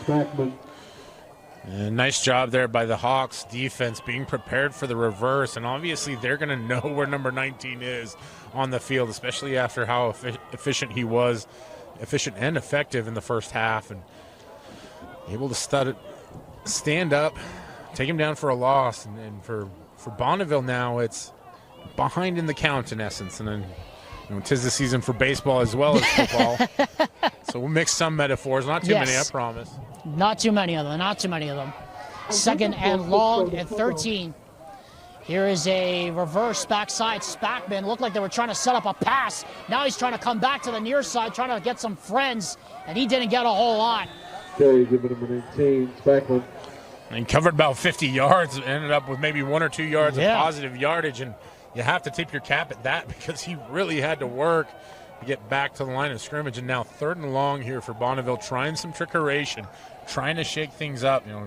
Mentioned it, just work the stuff that's been working. Go to the sidelines. You don't have to pick it all up right now. Stick to your game plan, and even maybe you go back to some of that initial script because it was so effective in moving the ball down the field. 3rd down and call it 12 now from the 31. Under 7 to go here in the 3rd quarter. To throw is Luters. Luters again got time, throws it up there, and it is incomplete. Short hop Tyler Cole, who tried to come back for it. Cole falls incomplete. And it's 4th down, and Bonneville goes 3 and out. Yeah, good awareness there by Cole to come back and try and get at least pause underneath the ball. Not able to reel it in, but just see what happens on 3rd and long. And Loons just doesn't have enough arm strength to get it out there on a line, and that's a long, long throw. I'm not being critical. Most of us can't get it out there on that one. We have a penalty flag from the back. Looked like there might have been too many men in the formation against Alta, and there was. So 4th and 12 turns into 4th and 7 here, but Bonneville, after the first down, goes 3 and out. And they're going to give the ball right back to the Alta Hawks offense. Illegal substitution called against the Hawks. 5-yard penalty. So Ashton Nichols, the punter, will get a few more yards here to work with. For the returner, John Russell, who stands back heels on his 30-yard line. Nichols gets it away, and it's a good punt. Line drive, and Russell makes the catch, and he gets horse-collared down out about the 25-yard line. Good tackle by Diesel City. And Diesel City's been really impressive all game long. John Russell. This does a great job of breaking it down and tackling Russell before he's able to get any kind of 25-yard line space on that one. And really for Bonneville, that's a great weapon to have. They're able to flip the field. Now Alta starts out on their own 25-yard line, actually worse field position than when they came out for the second half. And actually, this is their worst starting field position they've had all night. As Loans goes back into the backfield here on 1st and 10 from the 25-yard line for the Hawks. Brown, spin out to the left, throws, and it is incomplete. Trying to look on the screen for McKay, but lofted it even a bit too far for his big frame. Yeah, just a little high there. Matt McKay able to get a hand on it, but not able to reel it in. And those are the kind of passes that you always worry about. Any kind of tip pass or deflected ball, because that's up for grabs. And there's not enough defenders in the area to turn it into a turnover. And that's something that I think Bonneville would really love to get right now if they could. I mean, you talked about a turnover, Brown Bear. They really need it right now. No turnovers so far in this game. If you can count the turnover on downs as one, but really, in essence, there have been no turnovers here in this game. McKay has been doing most of the work. Here's Will Strong out on the edge. He gets a good one-on-one tackle there by Ashton Nichols. And again, this brings up another 3rd down. Pass completed number 17. Here for the Hawks. Tackled by number 2, Ashton Nichols. Again, we keep harping on it, Brown Bear. In this game, Alta 8 of 11 on 3rd downs in this game, and that's really been the difference. It really has, and a lot of those on that one singular drive where they almost went the length of the field, not able to come away with any points. That's the the real mysterious part about this game, right? You can have such an efficient drive. Yeah, that's got to be the weirdest part of this game, I think. Here is Brown to throw. Throws, that is dropped. Oh, right on cue. There's Evan Morgan again. In the case of the drops, bites the Hawks.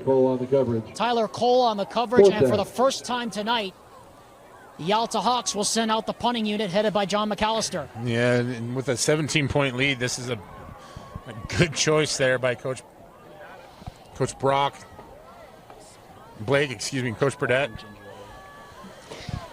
And looks like Spackman and Siegmiller are going to go back to get the punt here from John McAllister.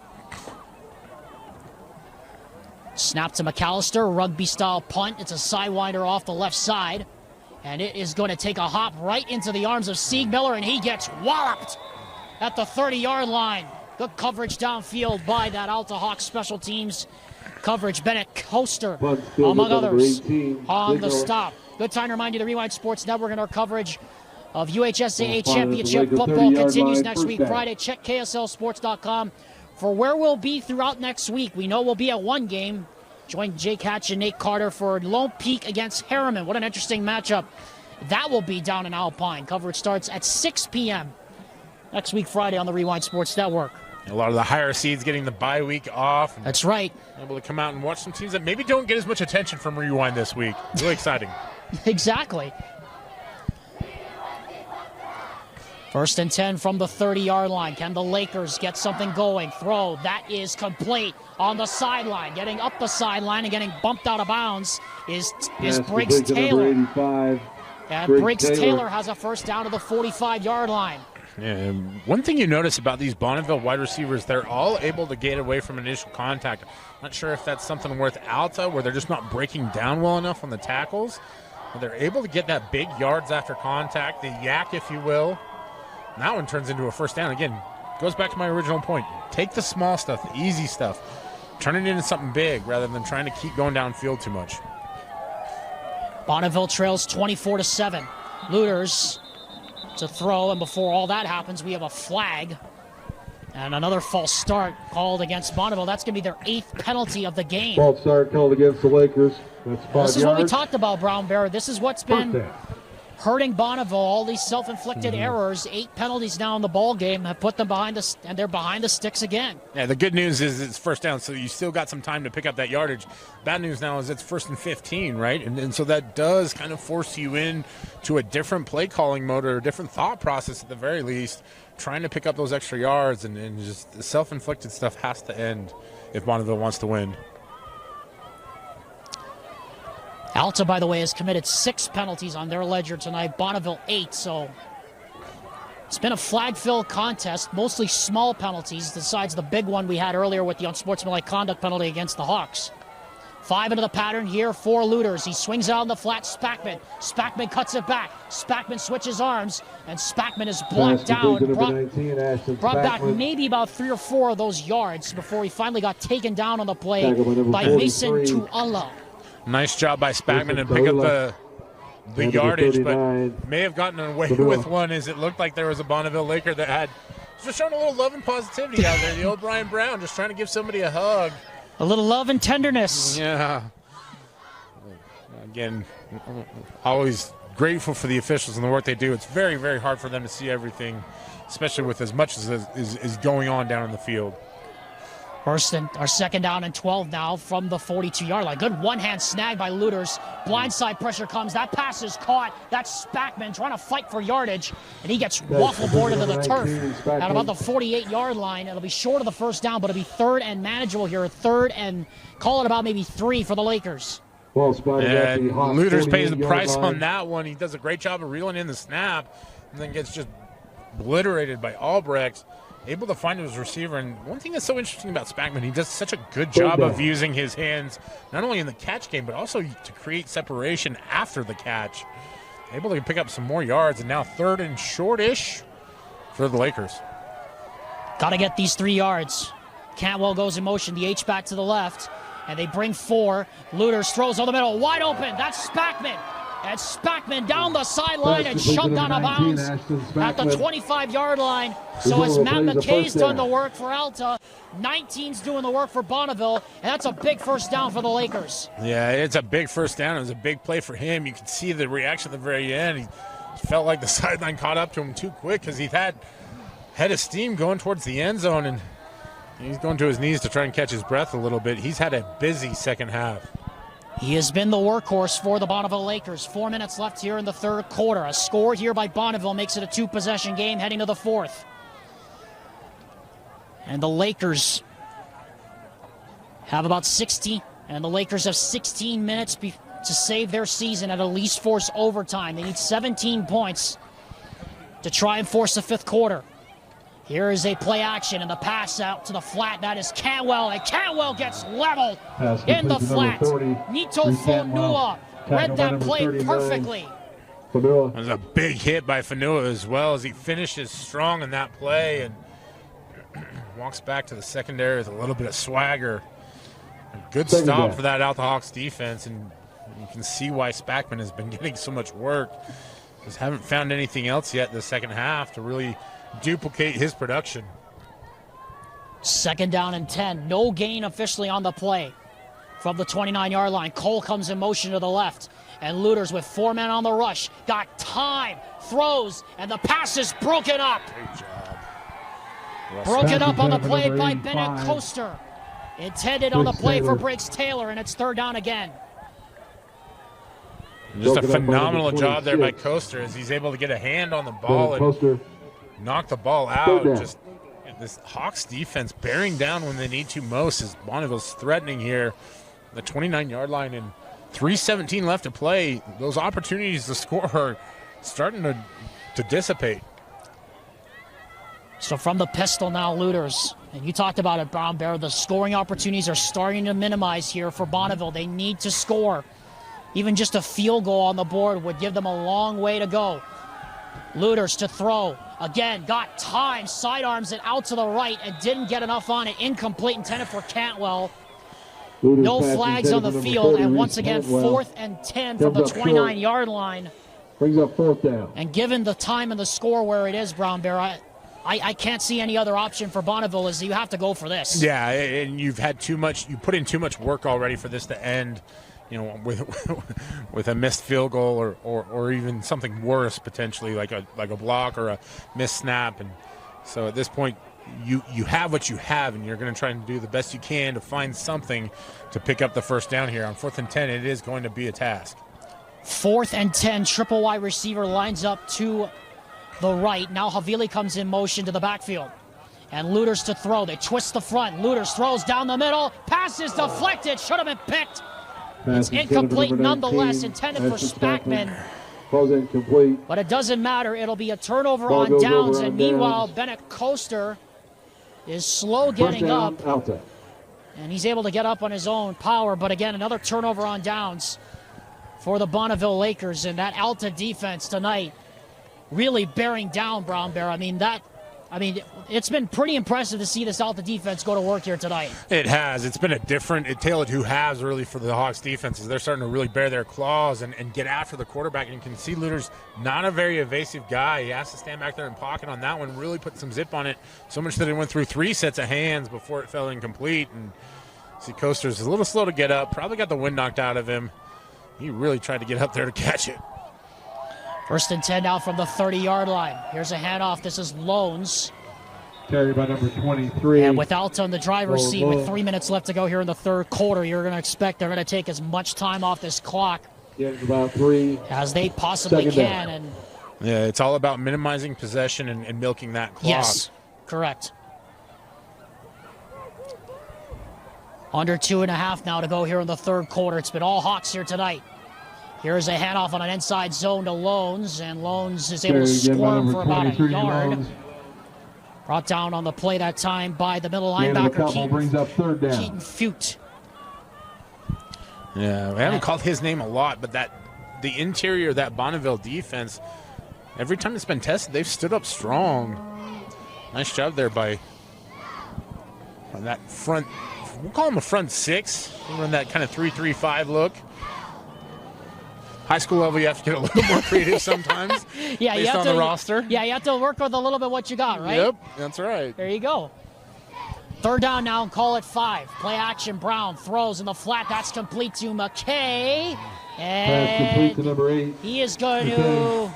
that is going to be close. Havili made the stop. They're going to try to see where they're going to mark this. I think they're going to mark him just about a half yard short of the first down. So officially 4th and about a half a yard-ish, if anything. But I tell you what, they gave him the first down on that one. It's close enough. They'll just give it to him. Yeah. Yeah, and to be honest, I think Matt McKay got it just on effort alone, right? Yeah. Havili dragging him down, and you see him reach that long arm out and get it just past the sticks. And I thought it was a first down as well, but really just it's about the effort. Every time I see Matt McKay play, it makes you happy. I don't know how else to describe it.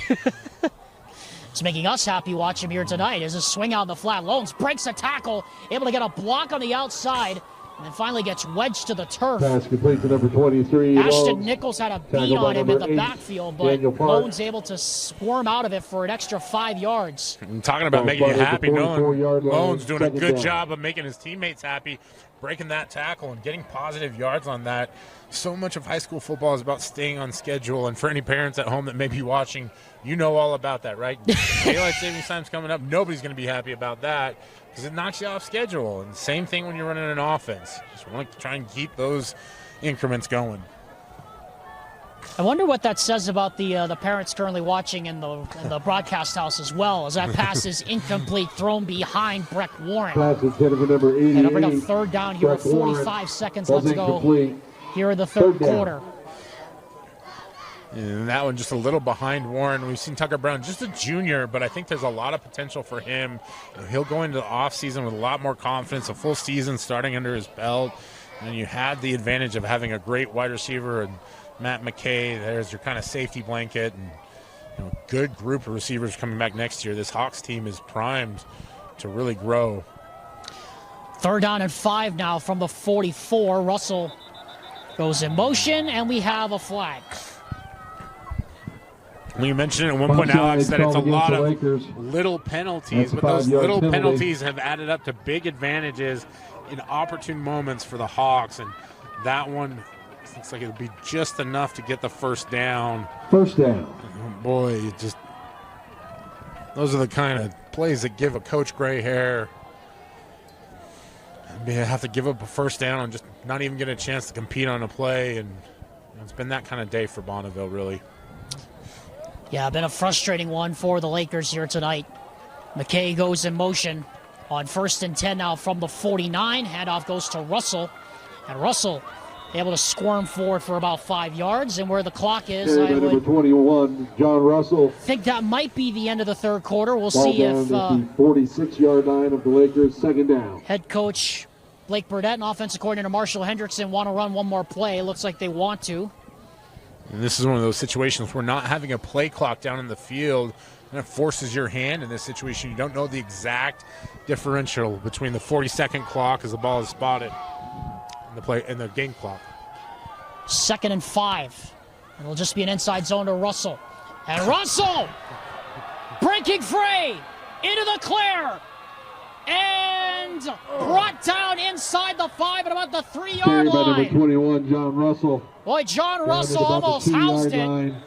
But more importantly, it takes us to the end of the 3rd quarter, and Brown Bear, if that tells you the story of the night for the Alta Hawks, this offense really has come alive in this game. 24. And just what a call. We talked about it, trying to force your hand a little bit. John Russell forces the conversation into overdrive as he bounces to the outside and almost gets into the end zone. And for the Hawks, everything is flying high going into this 4th quarter. We'll head to the 4th quarter. The final 12 minutes coming up when we come back on the Rewind. Well, the Alta Hawks are 12 minutes away from advancing to the 2nd round of the playoffs against the Bonneville Redhawks. If the Alta Hawks advance and this scoreline holds, you can tune in to watch that next week on the Rewind Sports Network, as we'll be live from Larry Walls Stadium, along with our games at Skyridge, at Farmington as they'll take on American Fork, and also Harriman against Lone Peak. And stay tuned for where we'll be going with the KSL Sports Rewind game of the week. Here, Alexander Tumulip alongside Brian Brown is ready to start the 4th quarter. It's 1st and goal. Alta at the 2-yard line, trying to really put the damper on this one here tonight. Loans in the shotgun with Brown to his left hip. And Brown's going to throw for Loans, a swing pass, and he hits the pylon and gets into the end zone for the touchdown. Pass complete to number 23, Nolan Make Loans. it 4 scoring passes Touchdown, for Alta. Tucker Brown here tonight. And the Alta Hawks have everything rolling on all cylinders here tonight. See Alta exercising the demons from the previous goal line series, and they knew what to do. Straight to Nolan Loans, and he knows what to do with the rock. Takes it right across the goal line. Easy 6 for the Hawks, and they go up big. Extra point coming from John McAllister is up and good. 31-7 Alta. Good. 11:55 remaining in the ball game. The score: Alta 31. And Bonneville 7. And Brown Bear, you really have to tip your hat to Bonneville. I mean, they've really thrown everything but the kitchen sink at this Alta team here tonight. But you can tell the talent level and the disparity between these two teams. I know there's only 8 starters returning for Bonneville, 15 total for Alta, but it's clear right now the talent disparity between these two teams is pretty clear. Yeah, and who knows, one of those play calls tonight may have been the kitchen sink, and really what it's been about what it's been about for the Alta Hawks is just withstanding the charge. And you said it, credit to this Lakers team. They've competed, they've fought, just had a few things go against them, a few mental errors here and there. And I don't believe in spreads at the high school level, but I think neither do I. Hawks probably would have been favored in this one, but you see the Lakers have competed their tails off, and they're going to keep after it here. There's still that slim sliver of possibility, right? Yes. And I think the bigger part of it for, it is a younger team, but for some of these seniors, you want to go out competing as hard as possible, because this is, as we talked about, the end of the season for one of these squads. I want to bring you up to date on a couple of scores we're watching right now. Snow Canyon and Murray, that one going on down in Salt Lake, 27-7. The final there as the Warriors defeat the Spartans in the opening game of the playoffs there. Give you some more here in a second. Luters to throw on 1st down. Again, he's got time. Well, just throws it away as there was no one in the area, but there is a penalty marker down at the 31-yard line, and I have a feeling there's going to be defensive holding here against the Alta Hawks. Likely has to be holding there, right, as the ball went well out of bounds, not catchable. There is the signal. Again, anytime you get hands around the waist or grab a jersey or anything like that, that is the call out as a penalty. So it's going to be a 1st down for the Lakers. And we talk about it, just a little fortuitous bounce there. Maybe that leads to something bigger here. 30-yard line, 1st down. Some other scores we're taking a look at right now from 3A. Juan Diego, 31-0 over Carbon. How about head coach Danny Larson in his first season? Going to take the Juan Diego Soaring Eagle to the second round of the 3A playoffs as a screen pass goes out to Havili. He's had a quiet night. He's brought down, but not before. He gets about maybe 9, close to 10 yards. And Brown Bear, while we have a moment, want to shout out Coach Eric Thompson at Ogden. The Ogden Tigers tonight, 42-6 over the Union Cougars. And man, how can you not get romantic about the story of head coach Eric Thompson? I mean, battling ALS, still coaching his tail off, and Ogden 7-3 now this year. I mean, they've had an amazing season. Yeah, and I don't think people understand the struggles that he's had to go through. And in one game, had to coach essentially from the front seat of a pickup truck. Yeah. Pass complete to number 40. We see a bit of a truck stick there. Hit hard by number There's 25, Riker Ellis again on Cantwell. But yes, I mean, if anyone has seen, line, and this is the thing, Brown Bear, if anyone has seen the amount of work it takes just to get Coach Thompson up to the press box so he can coach the games for the Tigers, that should tell you just alone how much dedication that guy has for the game of football. I mean, it's amazing.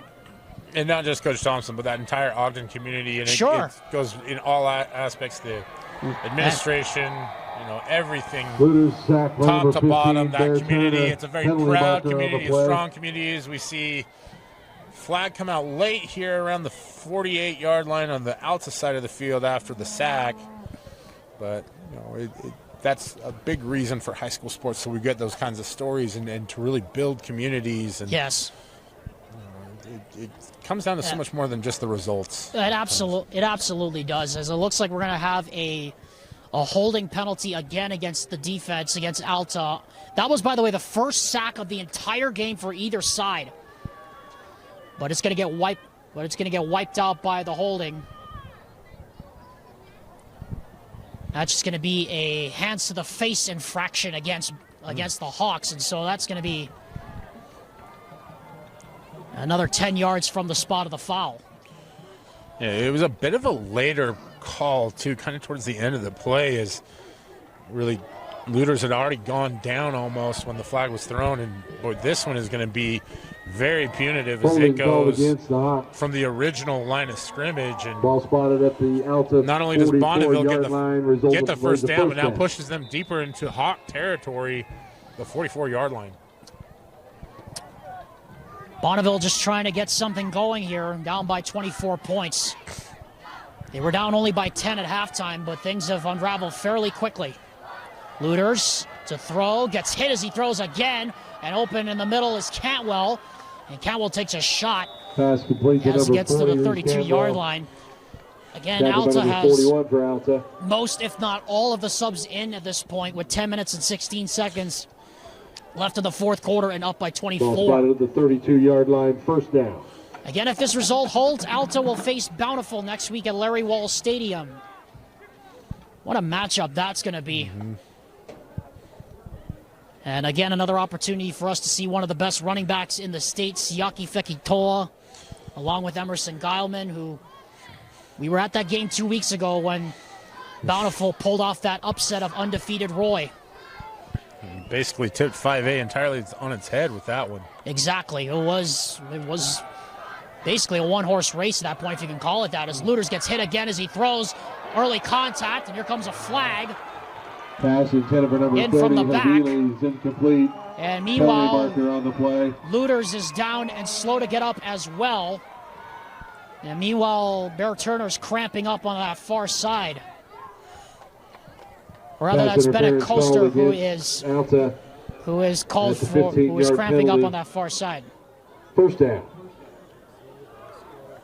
Boy, a lot of chaos happening on that play, as you mentioned. Yeah. Looters under duress in the back. You see Timmy Snell hop off the field here and wonder if that one was just a cramp or something. And shout out to Timmy, one of my favorite players personally on this Alta Hawks defense. He's undersized, but fights with tenacity. And the bigger story, I think, on that one is that Bonneville gets the fortuitous penalty, now puts themselves inside the 20-yard line in the red zone. 8th penalty of the game against Alta here tonight. 1st and 10 now from the Alta 17 as the throw goes into the end zone, and it is complete.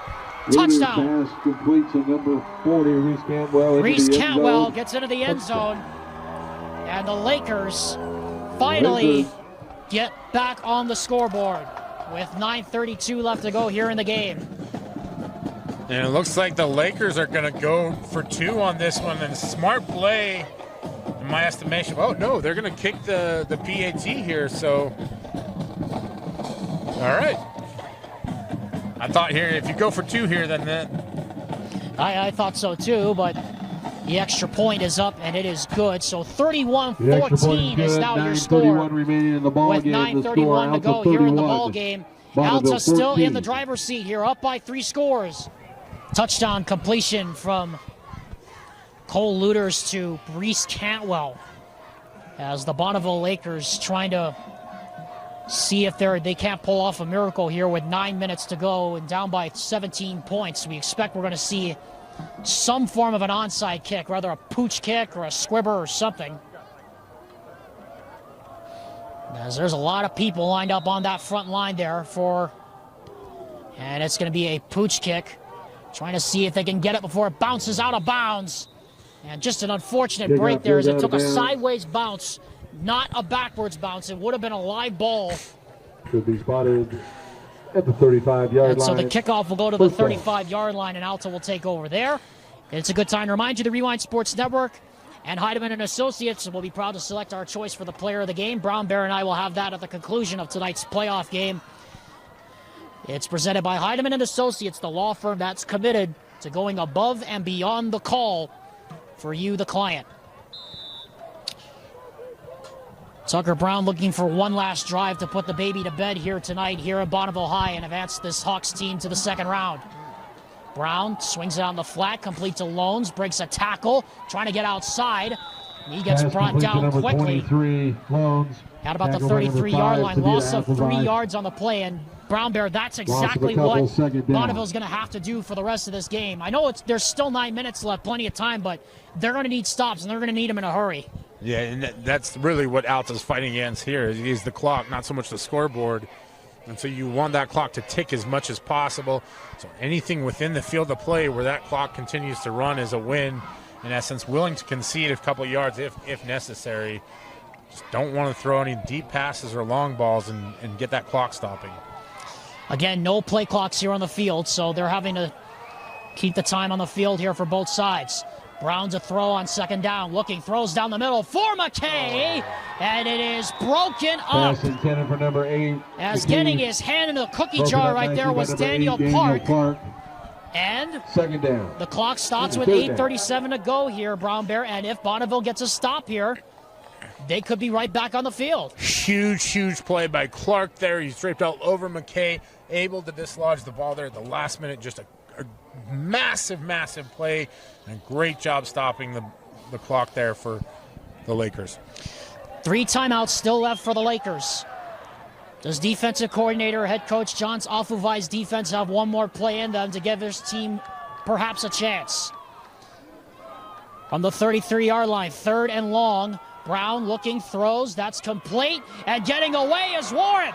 And Warren is finally tripped up from behind at about the 49-yard line. It looked like City had a beat on him, but Warren, with the extra effort, able to pick up another first down, the 10th third down conversion of the night for the Hawks. It's just so many plays out there for that Laker defense, and you can see the fatigue setting in a little bit where that was a guaranteed tackle. Warren able to escape the initial defender and scurry downfield for the first down, and the bigger thing is that clock keeps on ticking. Tick. 10 of 18 now on third down conversions tonight for the Alta Hawks. That has been the story of this game. Here's a handoff to Loans. And Loans squirms his way into the pile for about maybe 2 yards. Carried by number 23. Brown Bear just had to break out there the Chris Berman tick. I don't have quite the voice that Boomer does, but second down. Again, you can see now Alta starting to pick up 2 and 3 yard chunks, just rushing up the middle. Just the scope of the game has changed completely, and that is the reality is fatigue does set in for these squads. You're seeing it in live action, playing in favor of the Hawks. 2nd down and 8 now from the 46. Loans a motion out to the left. Extra men on the rush. Brown steps up and now he's going to take off. He's got some space out to the right side. And he gets out of bounds. We're going to mark him officially at the 29-yard line. Pickup of 17 yards. That's the Tucker Brown we know that can scramble out of the pocket and make plays with his legs. 29-yard line, first down. And if you're sitting on your couch at home streaming, why are you running out of bounds? Well, that's what you're coached up to do. But I think the more important part to extrapolate from all that is Tucker Brown, the smart play, immediately sees the defense covering his guys, knows he's got open field there to the right side, scampers off for a first down and more.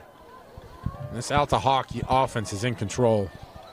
Well, they have been in control really from the beginning of this game. Here's a handoff to the left side. This is Loans. He gets waffled by Offenvai, among others, as the clock now runs under 7 to go here in this game.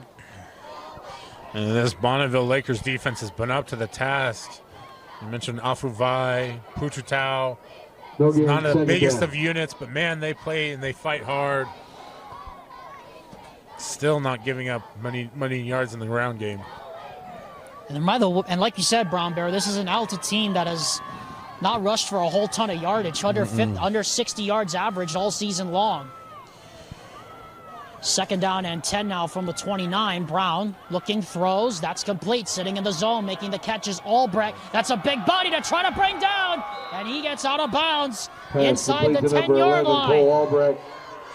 And you can just see now this Alta team really taking control physically at the line of scrimmage. Yeah, the confidence is taking over. They're in the driver's seat. You can see, looked like Albrecht wanted to run that one in the end zone. Knows what the strategy is, though. It's about killing the clock. And one more play. Brown looking, throws. That's Albrecht again. Forward progress should give him about the 6-yard line as we're approaching the halfway point of this final period. And it's not a touchdown, but he gets another catch, another little bit of a pad in the stat column there for him. And again, the 5-yard line. The clock ticks under 6 minutes now, with Alta in control. One thing is for sure, Alta making it very hard for us to decide who the player of the game is going to be at the end of this one. Here's Brown, and he's going to take it on the quarterback, power to the right side, and he's going to get clobbered out of bounds, puts his shoulder into somebody, and meanwhile there's a flag that goes down late. I wonder out loud if we're going to have an unsportsmanlike conduct foul against somebody for saying the magic word. That flag flew out with authority there from the side judge, and so you have to believe it is going to go against the Lakers there. Something was said or someone made some sort of gesture or something like that. Yeah, the frustration boiling over here for Bonneville. And we do have a personal foul. And it was a late hit against Bonneville. Not the hit going out of bounds, but it was something after the play against the Lakers that is called against Bonneville. So it'll be 3rd and goal at about the 1. 3rd down. And that's what I was trying to say. He was trying to get out of bounds, went down kind of awkwardly. So not a late hit, like you said. John Russell in the backfield on 3rd and goal. Brown looking to throw. Pressured, throws to the end zone, and it's through the hands and incomplete. Intended to the end zone for Evan Morton, and so it's 4th down here with 5:37 left to go. 4th down. And that's one I think Brown's going to want to have back. Yep, I was going to say the same thing. It's a tough throw as you're rolling out to the left, trying to throw back over to the right, and just the timing off just that much. And looks like that Hawks are going to kick a field goal here. I think bigger deal on that one is just the clock stopped, and that was precious seconds that they could have ticked off. Actually, we're gonna have a wildcat run here by Matt McKay. So 4th and goal from the 1. McKay gonna take the snap, put his head down, and get in. Carry by number 8. Touchdown. Matthew McKay goes into the end zone.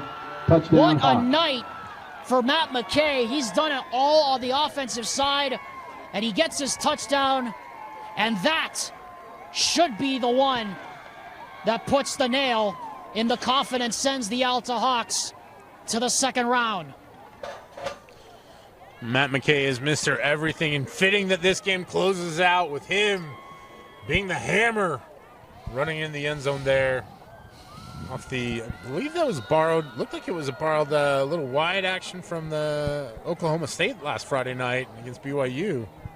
Yeah, a little Ollie Gordon, Brennan Presley action as McAllister puts the extra point up and through. 38-14. What a night it's been for the Alta Hawks tonight.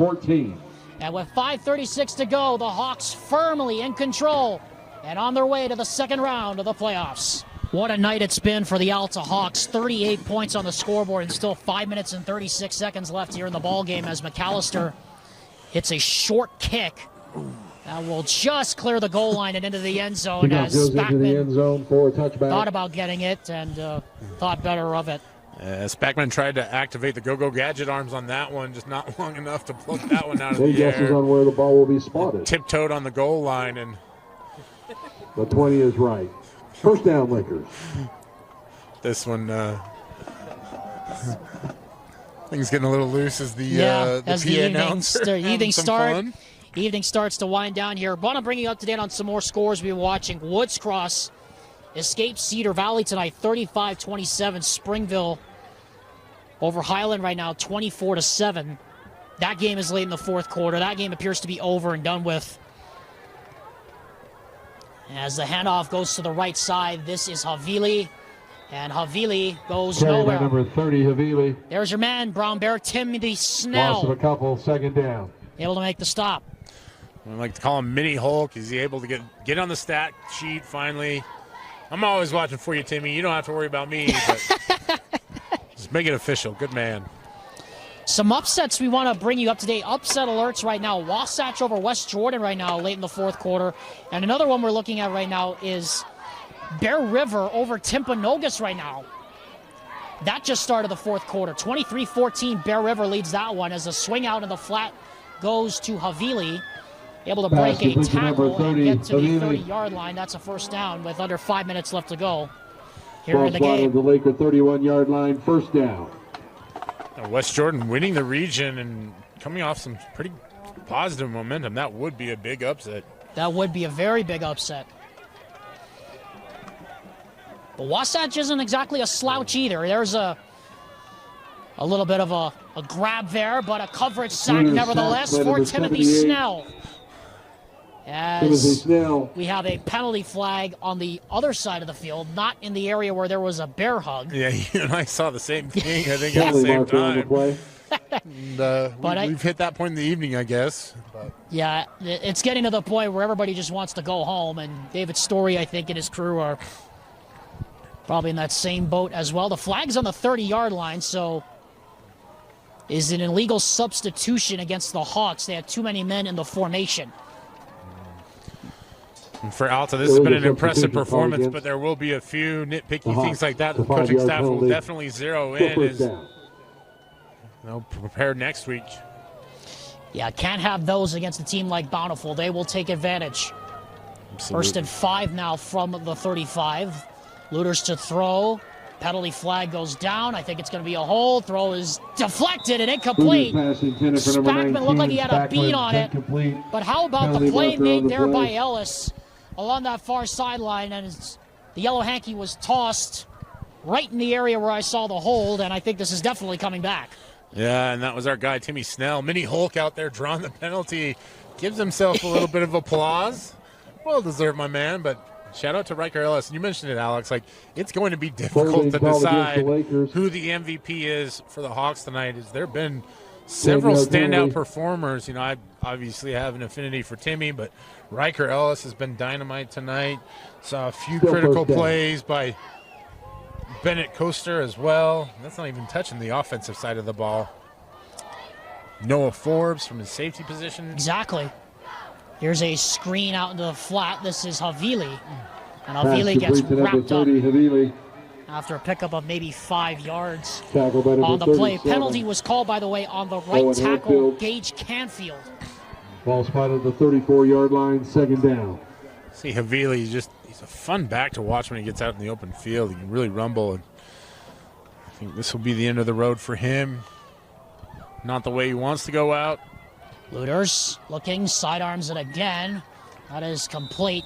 And getting out of bounds quickly to stop the clock is Cantwell. Out of bounds by number 37. Hadfield. You see some guys out there still popping pads a little bit. 47-yard line, first down. I'd love to see the competitiveness, even though this one is, at this point, I think safe to say out of reach. Right. Owen Hadfield with the last stop on the play. Some more confusion on the offensive side.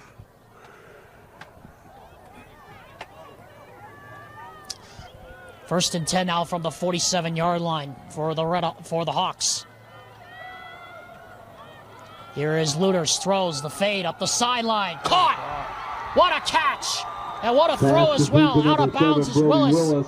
Inside the 13-yard line. He's out of bounds there. First and 10 for the Lakers. I said it was first and 10 for the Hawks. I meant to say for Bonneville, excuse me. But it is first down and 10 now from the 13-yard line.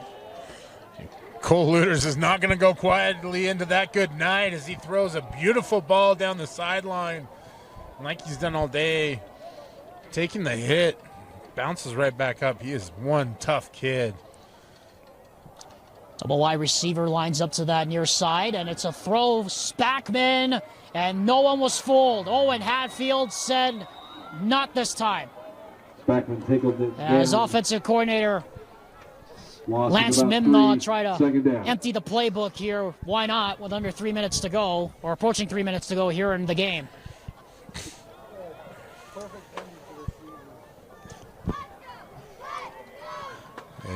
Again, just there's no reason to keep those ones inside. Might as well lay it out. Luters to throw, looking, guns one to the end zone, and incomplete. Pass intended for number 22. Right into the hands of Cole. It went right through his mitts. Third down. And it'll bring up another third down. Tyler Cole had every opportunity to make the catch on that one, just not able to reel it in. And he's another one of those players that's been going both ways. And as this one starts to wind down, you have to believe that fatigue has really started to set in for some of these Laker players. But give them credit. They are absolutely not going away without a fight. They're not going to see their season end with a whimper here tonight, that's for sure. Luters to throws into the end zone, or towards the end zone, passes caught by Cole down at the 2-yard line. It'll be first and goal, so Bonneville likely going to give all 4 downs to get into the end zone here. First and goal, Lakers. First and goal or first and Cole? First and Cole, yes, exactly. Again, I see what you did there, Brown Bear. We all got to empty it out tonight, right? Yes. Yes, exactly. H-back in the formation is Spackman on first and goal from the 2. It says fourth and goal. It's actually first and goal. Here's a handoff to Havili, and he's in. Touchdown. Carry by number 30. Havili goes into the end zone. And Fai Havili going to close his Lakers career with a touchdown in his last game. With 2 minutes and 32 seconds left to go, and I would expect the Lakers are probably going to go for 2 to try to make it a 16-point game. At this point in time, I think there's really no reason to hold back on that kind of situation. Right. There's still 2 minutes and 32 seconds left. Now, this one feels pretty well in control for the Hawks, but offside's there. And so we're going to get another offside. Like you said, Brown Bear, if there's going to be one thing I think head coach Blake Burdett nitpicks about tonight's game, it's going to be the penalties. 11 penalties now in the game against Alta. But a bulk of those have really come here in the second half, and outside of the penalties, it's been a very efficient second half for the Hawks. And right, bit of a counter to the first half there, where you're starting to make the corrections. Right, you weren't able to finish the drive in the first half, able to do it in the second half. So now it's about the penalties. 38-20 in favor of the Alta Hawks. This game has been in control by Alta since the very beginning of the night.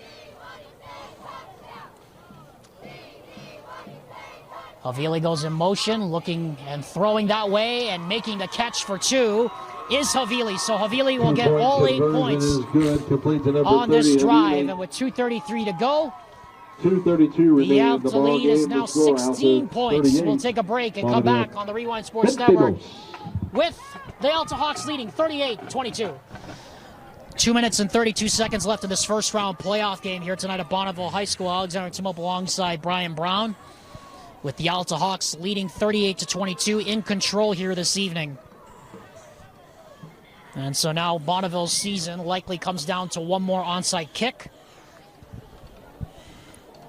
And if they don't recover, they'll have to hope for one more stop to at least make it a one-score game. And it is another pooch kick. And it is grabbed by Isaiah Boyd. And Boyd gets walloped at the 30. I mean, you just said it, Brownberry. You didn't want to see another pitching wedge kickoff, but there you go. There we saw it again. But it worked. Yeah, nice job there by Boyd as he's able to secure it. Again, one of the more under-discussed aspects of the game of football, how hard it is to field those kicks. I love seeing Boyd, just the senior wide receiver.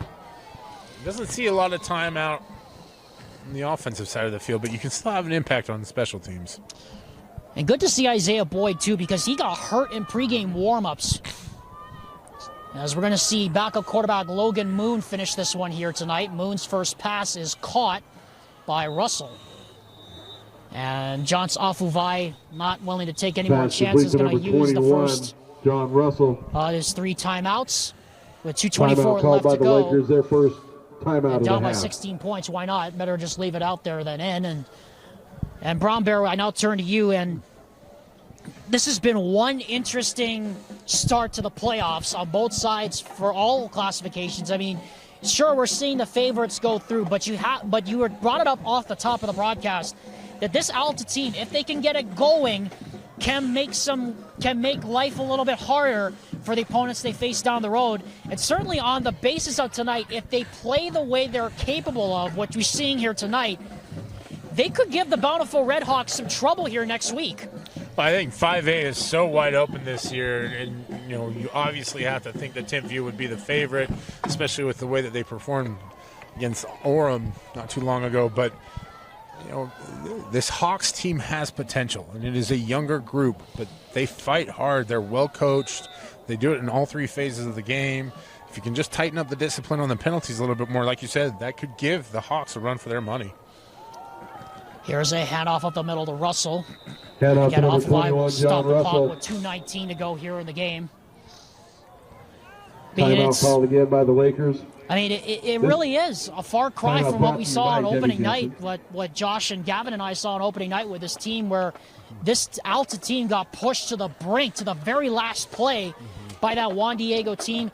And yes, admittedly, they've had their ups and downs this season, but, you kind of had to expect that with this team being replacing as much talent as they had to. And for all the ups and downs they've had, Brown Bear, for them to still have a shot at potentially going to Rice Eccles Stadium is pretty impressive, I think, for first-year head coach Blake Burdett. It's very impressive, and they say you never want to replace a legend, but Blake Burdett has done a terrific job stepping into the shoes that Mateo left open and just rallying his guys and using his leadership and guys like Matt McKay to really build a culture here on the fly. And I think Alta may be a little down compared to years past, but definitely not out. I think this is a program that's certainly on the rise. And pass complete to number 14. Not just because they're the Hawks. Penalty marker on the play. As we have a late flag again, Tyler Cole going to get called for a personal foul, a little extracurricular activity on Noah Copland, the wide receiver. As the frustration beginning to boil over here for the Bonneville Lakers, as that effectively is going to end the game with 2:18 to go. Foul called against the Lakers here in the game. It's a 15-yard penalty. Bonneville's season will come to an end. Results of first down. But if we can kind of put a bow on Bonneville's season, I mean, this is a team, Brown Bear, that's tried to replace. That's trying to replace a lot of starters. 26 seniors graduated off this team last year, and a lot of players are playing 2 ways this year. But you have to think the talent is there for this Bonneville team, and the future looks extremely bright, I think, for this Lakers team in the future. Yeah, you'll have to replace somebody at quarterback, and I got to be honest, that's going to be a task because I was really impressed by the play of Cole Luters tonight. But it's the culture, really, that carries through. Is carried by number 21, John Russell. Things getting a little, I don't want to say chippy, but just still competitive out there. We'll call it that. Yes. but it's the culture that you can see has been built. Because this team competed till the very end, right? You know, and even now you're seeing guys out there competing, and you're going to lose some key players. You're going to lose Luder. You're going to lose Spackman. I believe you lose Putatau as well in the middle. Oh, excuse me, Spackman will be back next year. He's just a junior, so I mean that bodes very favorably for the Lakers as well. But yeah, and Vi Havili, I mean, it'll also be very tough to replace Vi Havili as well, the great running back for the Bonneville Lakers, as David Story is going to have a quick chat here with head coach Blake Burdett, make sure no more monkey business goes down here in the final 156. There you go. Be thorough. As we're going to have a we're going to have warnings given. We're going to have warnings given to both sides after the play. So I think after that, everybody would be content to get a couple kneel downs here, or at least maybe a handoff or two. Yeah, David Story just announcing that both benches have now been warned and that any other extracurricular activity will not be tolerated after the play. Russell remains in the backfield. Low snap. Russell gets the handoff. He gets bowling balled around. He'll get brought down there after a pickup of maybe a half a yard. They give him officially no gain on the play because the clock will now run under a minute. Here at Bonneville, Bonneville's season will end at 3-8. Well-played season to Johns Afuvai and this team that have battled through so much adversity all season long, trying to replace 26 seniors. Of course, let one slip away last week against Box Elder on senior night. And I'm sure this is one they're going to feel they let get away as well. They were down only by 10 at halftime, but unable to muster very much else, as Moon is going to be pressured. Moon's going to get out of the pocket, get a block from the right side. He's going to take off, and Moon is going to try to stay in bounds, get to the sideline, and he's going to be brought down with 30 seconds left, and that should... Timeout called by the Lakers. This should just about do it, as the Lakers are going to burn their final timeout. Afuvai can't, of course, carry those timeouts with him, and so he's going to... why not, just burn the timeout and see what happens here on this fourth down. Another time to remind you, the Rewind Sports Network's coverage of high school football continues next week. We remind you to check KSLSports.com on our streaming schedule for all you need to know about the second round of the playoffs. Coverage will start across our network next week at 6 p.m. You can also tune in at 6 p.m. on the 97.5 FM and 1280 AM. The KSL Sports Zone for the KSL Sports Friday Night Red Zone Playoff Edition with Dane Stewart and Jeff Hansen live from the KSL Broadcast House at the Triad Center.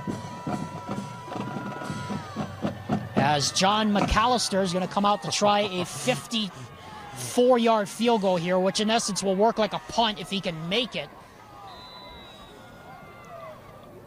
Good snap, good hold. McAllister's kick is going to come up short into the end zone. It works like a punt. So like we said, it works like a punt nevertheless. Ball goes over on downs. First down, Lakers. So the Lakers will have 1st and 10 at the 20, but as the great Doc Emmerich would say, it's all over but the shouting here tonight at Bonneville High School. Again, well-played season to head coach Johns Afuvai and the Bonneville Lakers. Their season will finish at 3-8, but this team will be back, no doubt. They'll have a much deeper and a much experienced team. And they will have learned quite a bit about themselves here tonight in this game, despite the scoreline. And it's the Alta Hawks who will get ready for action next Friday at Larry Wall Stadium against Jason Freckleton and the Bountiful Red Hawks. What a matchup that is going to be next Friday night at Larry Wall Stadium. Luders looking, throws, that is complete. Cantwell trying to look for the hook and ladder play. To number 40, Reese Cantwell. He gets brought down, gets the full takedown actually, and that's going to take us close to the finish line with 8 seconds left. And they'll spike the ball with 4 seconds left. And I suspect 4 seconds remaining. We're going to see the old Cal Stanford play here. Unforeseen circumstance, Alta will play Bountiful. It does not look like Band is anywhere near the field. No, there ain't anybody out on the field right now. This will be the last play of the game, and Bonneville's season will come to an end on this play as well. And Altas will continue into next week, Friday, at Larry Walsh Stadium against Bountiful, like we said. Looters to throw, looking, just going to heave the prayer, hoping for something. It is batted around, incomplete. There are no flags, and that's it. That's the Alta Hawks, the 18th seed, moves on to face the Bountiful Red Hawks next week, Friday night, at Larry Walsh Stadium. We'll be back after this word from UCCU, and then we'll wrap it up. You're on the Rewind Sports Network. Thank you, UCCU, for your coverage, or for your sponsorship of our coverage of Rewind High School sports football. Alexander Timolep and the Brown Bear, Brian Brown, wrapping it up here from Bonneville High School tonight. Alta victorious, 38-22 over the Bonneville Lakers, and the Hawks now move on to the second round of the playoffs, their 6th consecutive playoff opening round win in school history, and they will face the Bountiful Red Hawks at Larry Walsh Stadium next week, Friday. As we take a look at head coach John Afuvai and head coach Blake Burdett coming to midfield for one last round of handshakes. Great respect between these two squads here tonight. And Brown Bear, I turn to you now, and you have to say, on the basis of tonight, this Alta Hawks team really does look the part of a team that can play spoiler in the playoffs, especially next week at Walsh Stadium. Very much so, and it's a team that has experience in that role last year, as they were the road warriors all the way up until the semifinals, getting up to Rice Eccles Stadium. And in essence, it's a long road. Can't take anything away from what the Red Hawks have done this year. That combination of Emerson Gelman and Fekitoa is really impressive. Got to see them in the very first game of the year. For the Hawks, if they really do want to play the spoiler, it's going to be about coming out with double the intensity and double the discipline. Can't afford the mistakes that you had tonight, but nevertheless, savor a playoff win, savor the moment. It's a great finish for the Hawks and for the Lakers. You can see them gathered there at midfield as a team for the last time this season. Yeah, very difficult always to have that coach talk right at the end of the season. As you see, the Lakers, they're 3-8 this season, comes to an end. 26 seniors graduated last year, but give notice, this team will be back. They gave everything they had, but Alta's talent just too good in the end, and it's time now to name our Heinemann and Associates Player of the Game, presented by the full-service law firm that's committed to going above and beyond the call for the clients they serve. But Brian Brown, it's not a player we're naming tonight. The first playoff win in the career of first-year head coach Blake Burdett. What a job he's done for all the ups and downs Alta's had this season. Their 6th consecutive, as we said, opening round playoff win in school history. It's truly impressive, and a streak that they want to continue for a long, long time. And for Coach Burdett in his game, I think that is really what we're saying here, is that it was a team effort. Mentioned several of the guys on defense. Obviously, Matt McKay, a favorite of ours. And I thought Tucker Brown played a relatively well game. We saw some good things from Loans, from Evan Morton, the entire group. And, collectively, when a team plays well, it really shows well for the head coach. And Coach Burdett inherited a difficult situation, as there was an exodus following the retirement of Coach Teo. And he's done a great job of getting this program back together. And the pride that Alta has, both as a community and as a program, is evident in everything that they do. And for him to get this win, I think it's really big for not only for him right now, but for this program in the future. So let's turn our attention now, Brown Bear, before we go here tonight, let's turn our attention now to next week's playoff games, because there are some very interesting matchups next week. Of course, Alta playing Bountiful at Walsh Stadium, Harriman playing Lone Peak, American Fork against Farmington. I mean, that should be a real interesting matchup. Yep. Tell me what stands out to you the most about what we're going to see in week 2 of the playoffs next week. I think it's almost the culling of the herd in a lot of respects, because you're going to have those teams that have been battle tested, and you're going to see how a lot of teams handle the adversity of having a week off. These are young kids, so getting rest, yeah, it helps, and I think especially for a team like, I think it's, like Timview, for example, where you've had a few injuries, like that extra week is going to help, especially if Carson Rasmussen can get back to the field sooner, as he, left the game early last week. But all that stuff adds together, right? And so you're going to see which teams can handle the adversity of having a bye, and which teams will maximize that. And there's a lot of storylines throughout each classification. You mentioned American Fork, Farmington. Farmington is a team that came out of nowhere to win the region. Oh, absolutely. And Yes. That's a team that, I say it all the time, underestimate them at your own peril, because they will make you pay for it. They may not have the depth of talent that some programs do, but they will fight you tooth and nail. It's the old Dan Campbell. Every time we get back up, we're going to take a kneecap, and then we're going to take an ear. And that's really how they play. And so I think you're going to see some really competitive matches. It started out this season, I think 6A, everybody thought it was going to be Corner Canyon. Now injuries have bit the Chargers hard. And I think even 6A is a little wide open. So we'll get some more clarity next week, and that'll be exciting. And as always, you can tune into Rewind Sports Network and watch it all. Yeah, and you can listen to Brown Bear go back to work next week as well. Brown Bear, that was fun. I mean, it was fun to work with you tonight. First time I get to work with you, and we got a pretty good game out of it here tonight. We had fun. It was good to come up come up here and work with you guys. And I've been an admirer from afar. I think the Juan Diego Alta game is probably my favorite call of the year. Oh, there's probably more than that.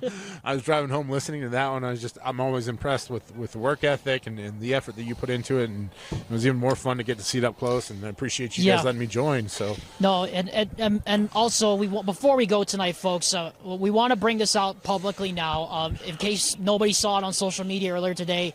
I have been officially hired as the KSL.com's new web producer starting on November 11th. So unfortunately, these last two games coming up will be my final two games for Rewind for a while.